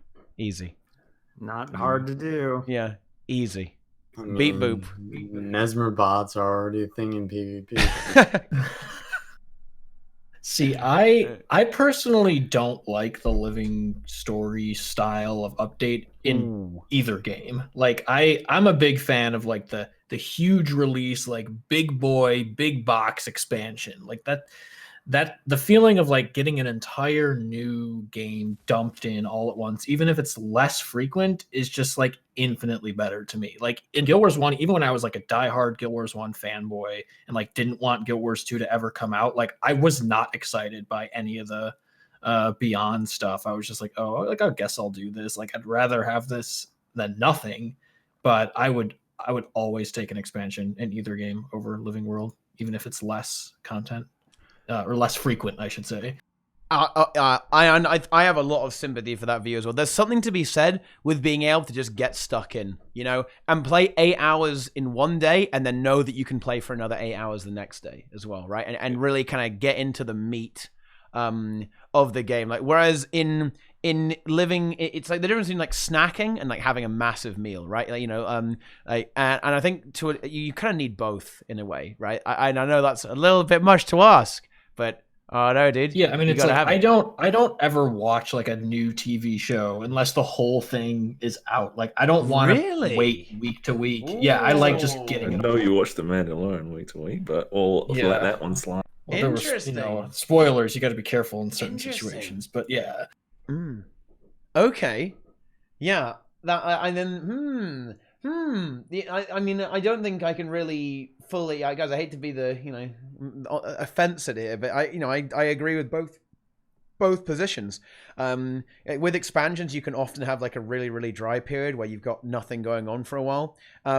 But then again, yeah, what you do feel like you're almost constantly getting teased, especially with Living Story, with the way it's worked out in Guild Wars 2, right? It's like episode 2 came around, and look, guys, I hate to say it, right? It had a little bit more of a meat than episode 1 to it, but damn, it was like I was done with the game, the new release, the episode 2. I was done with it in about like a few days, right? And that was just like playing very, very casually. Like, realistically, I was done with it kind of like in one day because like achievements aren't really my thing. But then again, I guess that's just I'm not the target demographic. Actually, you know what? You know what we need to who we need to ask? We've got the perfect guy to ask here. Vallun, Guild Wars 2 Achievement Master. How long does it take you? How long did it take you to beat the Icebrood Saga episodes completely? Like full achievements, full roleplay. I haven't completed them yet. Holy shit. He hasn't done it. That's good content, boys. There you go. See? What are you I still haven't got working Guild on? Wars 2 wins. Just like random events. I just haven't been doing because I know that I can just do it at any time. So why rush? I could get value from doing it over time. Fair enough. That makes sense. So you kind of you're kind of pacing yourself then, so you don't get you don't run out of content. You got to keep the content going. We should have asked DeRoy. Dude, we need to call DeRoy because he burns that shit. Like, he's fucking on it, dude. He gets like all achievements done immediately. Right? That's he goes crazy. But then again, I guess he just runs out of stuff to do. Yeah, Sinjin does that too. Yeah. He's got like 37k AP. He like basically like how he acted with WoW Classic, right? He does that with the new patches. Yeah. He was like speed master. Getting to like level 60. He was one of the first members of our guild to actually hit 60. And he was going hard. Okay, like I thought I was going hard, but he was like playing like 18 hours a day. Like that was intense, right? That was a lot of World of Warcraft there from Sin. Okay, that was a lot of bear asses he was collecting up. But there we go. Does anyone have any final thoughts on kind of like the content delivery system between the two games? I will say, like, people might argue that a drawback of doing expansions is that like dry period, but in Guild Wars 1, in the in-between time, like I never felt that. Like, I mean, again, I was a child that like didn't optimize my playtime. But like in like the 6-month gap, I was never 6 like months, that's why it's like some of the Living Story mission or the release gaps are like almost that long, and that's just like one of a whole game, But sort of like production of game stuff has changed since Guild Wars 1, so I'm giving them a big pass for it not being 6 monthly or whatever. But the fact that they have basically said, "Oh, we're not working on expansion," is like, well, what are you doing then? And it seems to be like what we're getting. World of Warcraft has a living story kind of method as well. Like they do like their what was it? Nyalotha was the latest patch. They did Najjatar, but before that, those are living world updates, and then they have an expansion. Yeah. The thing is though, Guild Wars 2 is like trying to like remove the expansions, but I think those are necessary.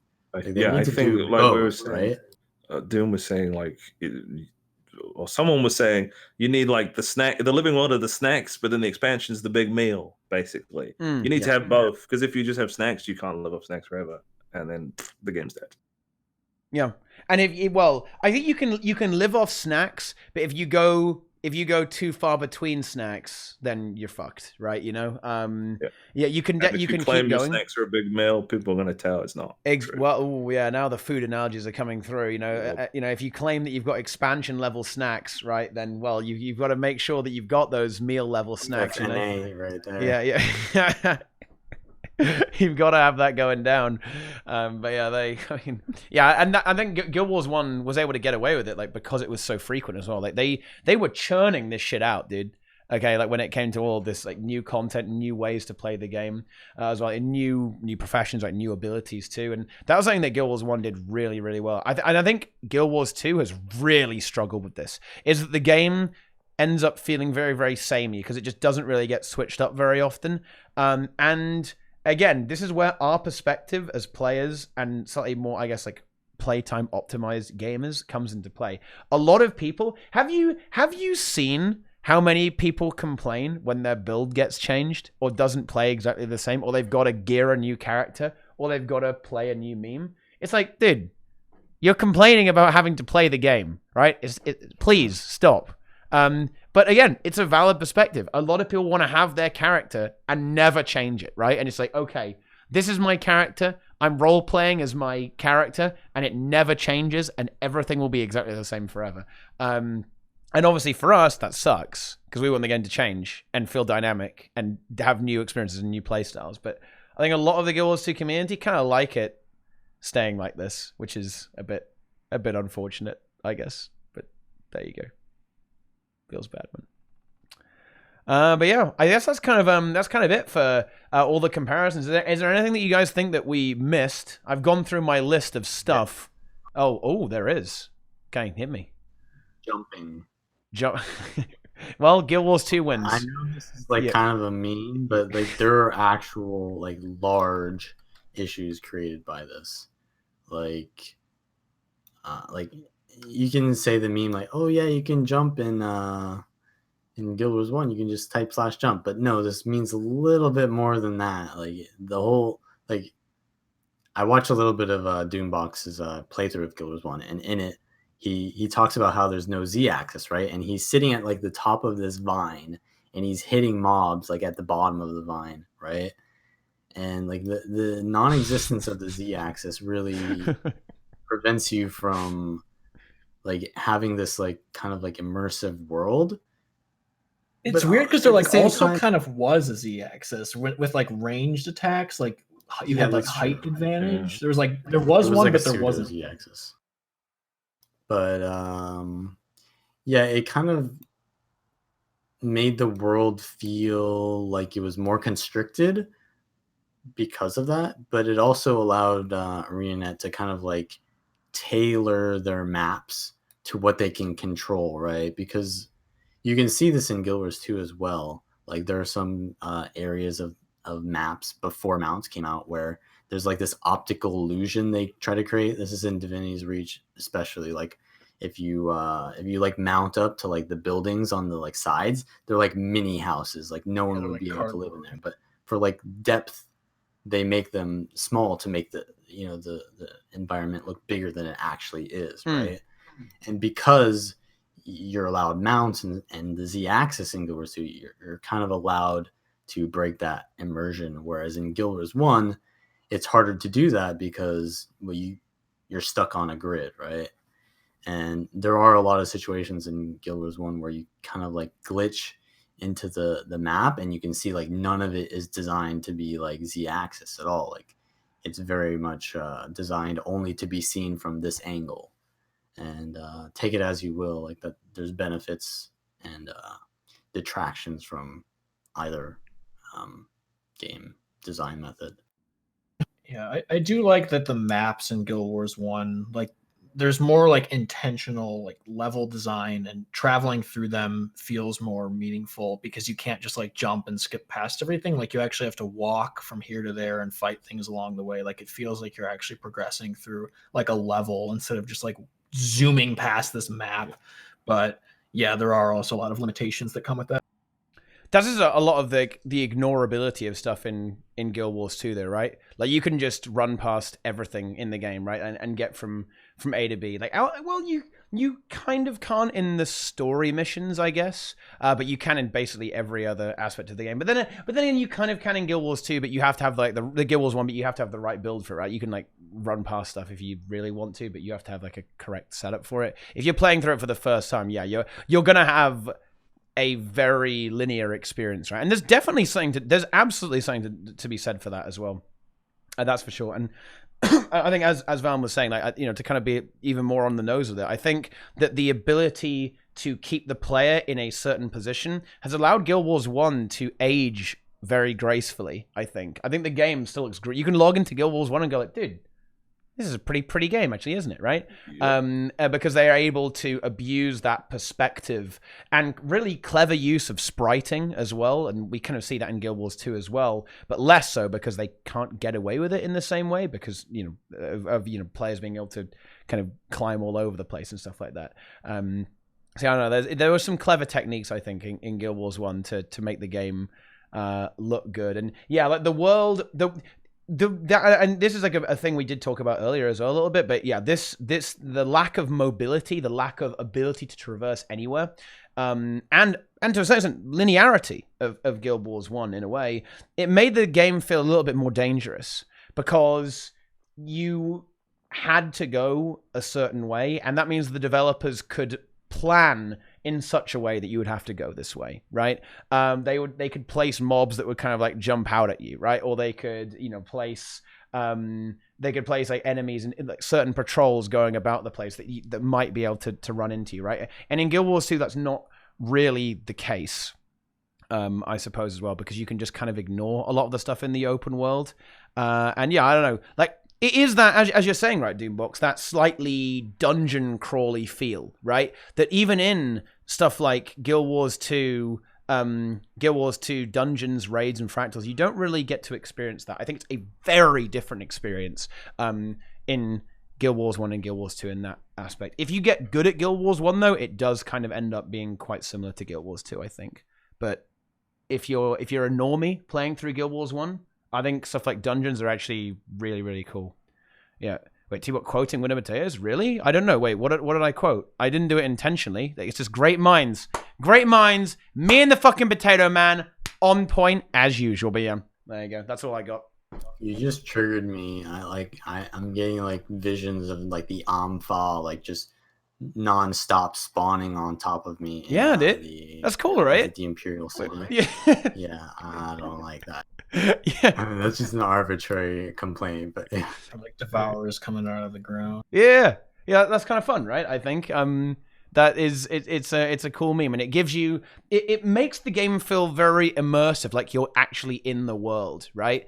And that is something that, well, Guild Wars 2 is kind of infamous for being very gamey, right? And I think Guild Wars 1, it wasn't like the mega immersive game. But I think it did, like, if you played through, okay, right, I can't believe I'm about to say this, guys. Oh my god, I can't believe it. If you play through Guild Wars 1 as the developers intended, I think you'll have a really immersive experience, actually, in Guild Wars 1. Because there is a certain way that it was intended, I think, to play through Guild Wars 1. And if you do that, you will have a really good time, and you'll, like, feel like, holy shit, dude. I'm actually doing it. I have delved into the underworld. Okay, I got trolled by that quest really, really hard. Like when the NPCs just started spawning and then immediately killed the Reaper. I fucking love it, dude. Like that's amazing. But then I came back and I did it properly. Then I defeated Doom. You're gonna have a really good roleplay experience there as well. But yeah, like in Guild Wars 2, I think that can be a little bit lost. Because you can just like run around everything and ignore it. But there Mounts turned it in. Well, the Griffin specifically made the game fly over country. Yeah. Well, the sky skill is basically the worst thing that they could do because you never need to touch the ground. True.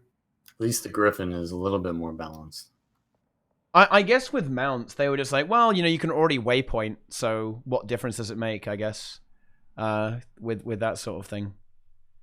I think mounts were good for Guilds too. So. Oh, you do? It doesn't. Interesting. Ultimately, hit me with a hot take. What is it? Because of the money, or is it because you think they're good mechanically? No, because they were good mechanically. As in, they're fun it's better to than use. WoW mounts. There you go. Like they had the like crappy fake mounts, like the broom and the magic carpet. They're rubbish. But like the mounts in Guild Wars 2 feel like, you know, actual things you're riding that move differently to each other, which is way more that can be said for like any other MMO, I think. But do you not think that they kind of suck you out of the gameplay to a certain extent? Maybe. Or do you think that? Do you think that? Would you just say that they are part of the gameplay because they're in the game? They're part of the gameplay. It's a choice to use them. You don't have to use them. I mean, well, for the Path of Fire maps, you have to use them in certain ways. But ultimately, they are a choice to use. So people are like, "Oh my god, mounts trivialize the travel in the game. It takes me like 2 seconds across the map." Don't use the mount then. Like you don't have.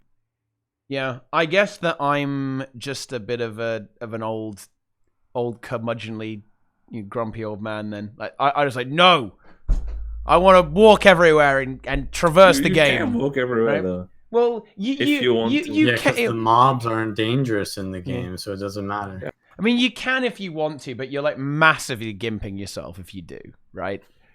You're not gonna fucking do that shit. Especially, this actually really makes me so sad in World vs. World, dude, okay? Like, when I go on World vs. World now, everyone's war clawing around, you know? Like, I don't want to get sucked in this because I'm going to start getting mad, right? But it's like, feels bad, man. I want to do the meme, okay? It feels bad, man. But yeah, there you go. Oh, I know. We got anything else? We got any other memes, guys? About Guild Wars 2? Guild Wars 1 versus Guild Wars 2? I think we kind of nailed it all down at that point. Anyone else got any hot takes? Who's got a hot take here? Any hot takes in the chat? I have a apocalyptic take to end. Ooh. Fuck PvP. Wait, what? Oh. Wait, what? Good night. Podcast over. Wait, fuck PvP? Like, what's going on there? Podcast is over. Nike's got to go. Yeah. Oh, shit. Yeah. We got to get the fuck out. Okay. But, I mean, like, what? I mean, are you going to explain that? I mean, maybe for another time.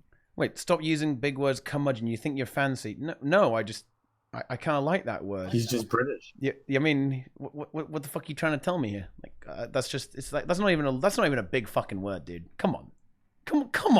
That's not even a big word, right? It's appropriate. It's very very evocative word, I find. But I don't know, maybe that one's too long for you as well. Who knows? Oh shit! You up the ante on that. Yeah.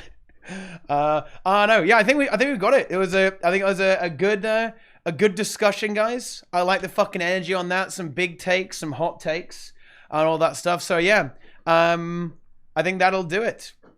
That'll do it here. So we know what it's time for. It's time for one more take from us all on why everyone here should watch our content. So let's go in the same order we did before. Doombox, okay. Explain your content to us. Tell us. So right now I've got a Guild Wars 1 playthrough happening on my YouTube channel. Just search for Doombox and you'll probably find it. I'm going through the entire game of Guild Wars 1, mostly the way ArenaNet intended it, with a couple of cheats here and there because I don't want to like rage having to play with henchmen in some of the missions. But it's a pretty good experience of what the game's like. So check that out. I also stream on Twitch at least 5 times a year, so you can check that out also at Doombox TV. And I've also got Twitter, which is a Doom_box. Yeah, I've also got some really old, ancient Guild Wars 1 guides that I made as a high schooler. Yeah. So if you wanna see some cringe, you can check those out too. I've seen that shit. Like the mic quality on like the fucking Sabway and Discord Way guides. Ooh. Yeah, man. Dude, it is a great window into what like 2008. Yeah, you were taking me back. Like. Yeah, you were taking me back, man. That was crazy. Okay, but okay. Rank 1 thief on NA, undisputed, show match champion, top role player. It's Vallun. Okay, yeah, let's know that. That's some big memes right there, dude. Okay, what do you got? Yeah, just follow me on YouTube. Just search Vallun Guild Wars 2. You'll find me. I come out with guides teaching people how to carry in PvP. what's on the table now, I'm working on a dagger pistol matchups guide. I just recently came out with a roleplay fashion guide. You know, there's content, so check me out there. Obviously, I stream on Twitch. You can just click my name and get that as well. I play off meta builds in ranked, and I accept keys. It's not win trading though, by the way. That's another bonus meme. But yeah, that's it. Okay. And, you know, a ArenaNet partner as well, I think, you know. Oh, yeah. No. Yeah. Is that throwing me on the bus here? you gotta watch out. no. Actually, no. I'm not doing that. Okay. And then the toxic, the raid elitist. Okay. Oh wait, shit! I fucking skipped Wrong Daelin. order. Oh my god! It's because I've got my little bot console covering you up. Okay, because I just don't want to see that shit. That's why. Okay, no, Shit. I'm going back. It's that guy who gives you nightmares by turning all the mounts into fucking timey, right? Okay, that's who this guy is. It's Daelin Dwin. It's me. I have not made a video in 3 months. That will not change for at least another. So look forward to that. I don't stream because my internet's too bad. I'm not on Twitter either. You can watch my old videos though on youtube.com/DaelinDwin. Watch They the go all the Spirit way Killer back. 2 by Yes, Daelin. watch Amazing Spirit video. Killer 1 and then Spirit Killer 2 and then the Spirit Killer commentary made last year. Boom. That's your homework. Boom. There we go. Get your homework done. And now we get to what I was just talking about. It is the Condescension Lord, okay? Death and Taxes leader. Meta Battle Stealer. It's Nike DNT. Yep. Currently on my channel, I just uploaded a Path of Exile syndicate farming guide. So if that's the sort of thing that interests you, you can check that out. I will eventually upload a Guild Wars 2 video when they release a balance patch that makes PvE change enough to make any sort of relevant commentary and or builds worth making a video about. So when that happens, you can my glorious return to Guild Wars 2 video making will happen then. Fucking good shit. And then finally, it's me, guys, okay? #1 New World enthusiast, okay? And ArenaNet White Knight. But also ArenaNet hater, depending on who you ask. It's me, guys. I stream all the time. We talk about various things, okay? We talk about important topics such as whether Apple products are worth using and, you know, if you should be a vegan, you know, like a lot of very, very like common gaming topics here on this channel. So be sure to follow the stream for those things. And, of course, come back and watch every single day because I stream every day. So, yeah, there we go. Subscribe as well. Give me that fucking money, okay? Yeah, there you go. Follow, subscribe, all that stuff on YouTube. Follow me on Twitter. Actually, very important, guys. Follow me on Twitter and go watch all of my videos as well. This is very important stuff. But, yeah, I'm posting all the links, guys. Look at that shit. Look at all the links. I got everyone there, okay? We've got look at that stuff. Go ahead. Follow, subscribe, blah, blah, blah, blah, blah. That's all we've got, guys. Thanks so much for watching. Obviously, a big shout out to my hosts for today. We had some good fucking content here today, boys. Big debates, high energy. Thanks a lot, guys. Let's you know what? Let's raid Syndriner. That's what we're gonna do. Yeah, okay. Gonna raid some Syndriner, guys. There's some PvP action. He's a thief, a bit like Vallun, except not. Okay, it's kind of a different thing there. You know, not a role player. Actually, maybe though. Actually, hard to say. But anyway. I'll see you guys around. Follow everyone here. Watch everyone here. Come back every day. I'll see you guys tomorrow. We're not doing Raid Shadow Legends. And we're not, well, I mean, we are. I'm sorry, Sassy. I can't do that shit. But yeah. Thanks, guys, for watching. We'll see you all tomorrow. Follow everyone. There you go. Hope you enjoyed the stream. Thanks for watching, guys.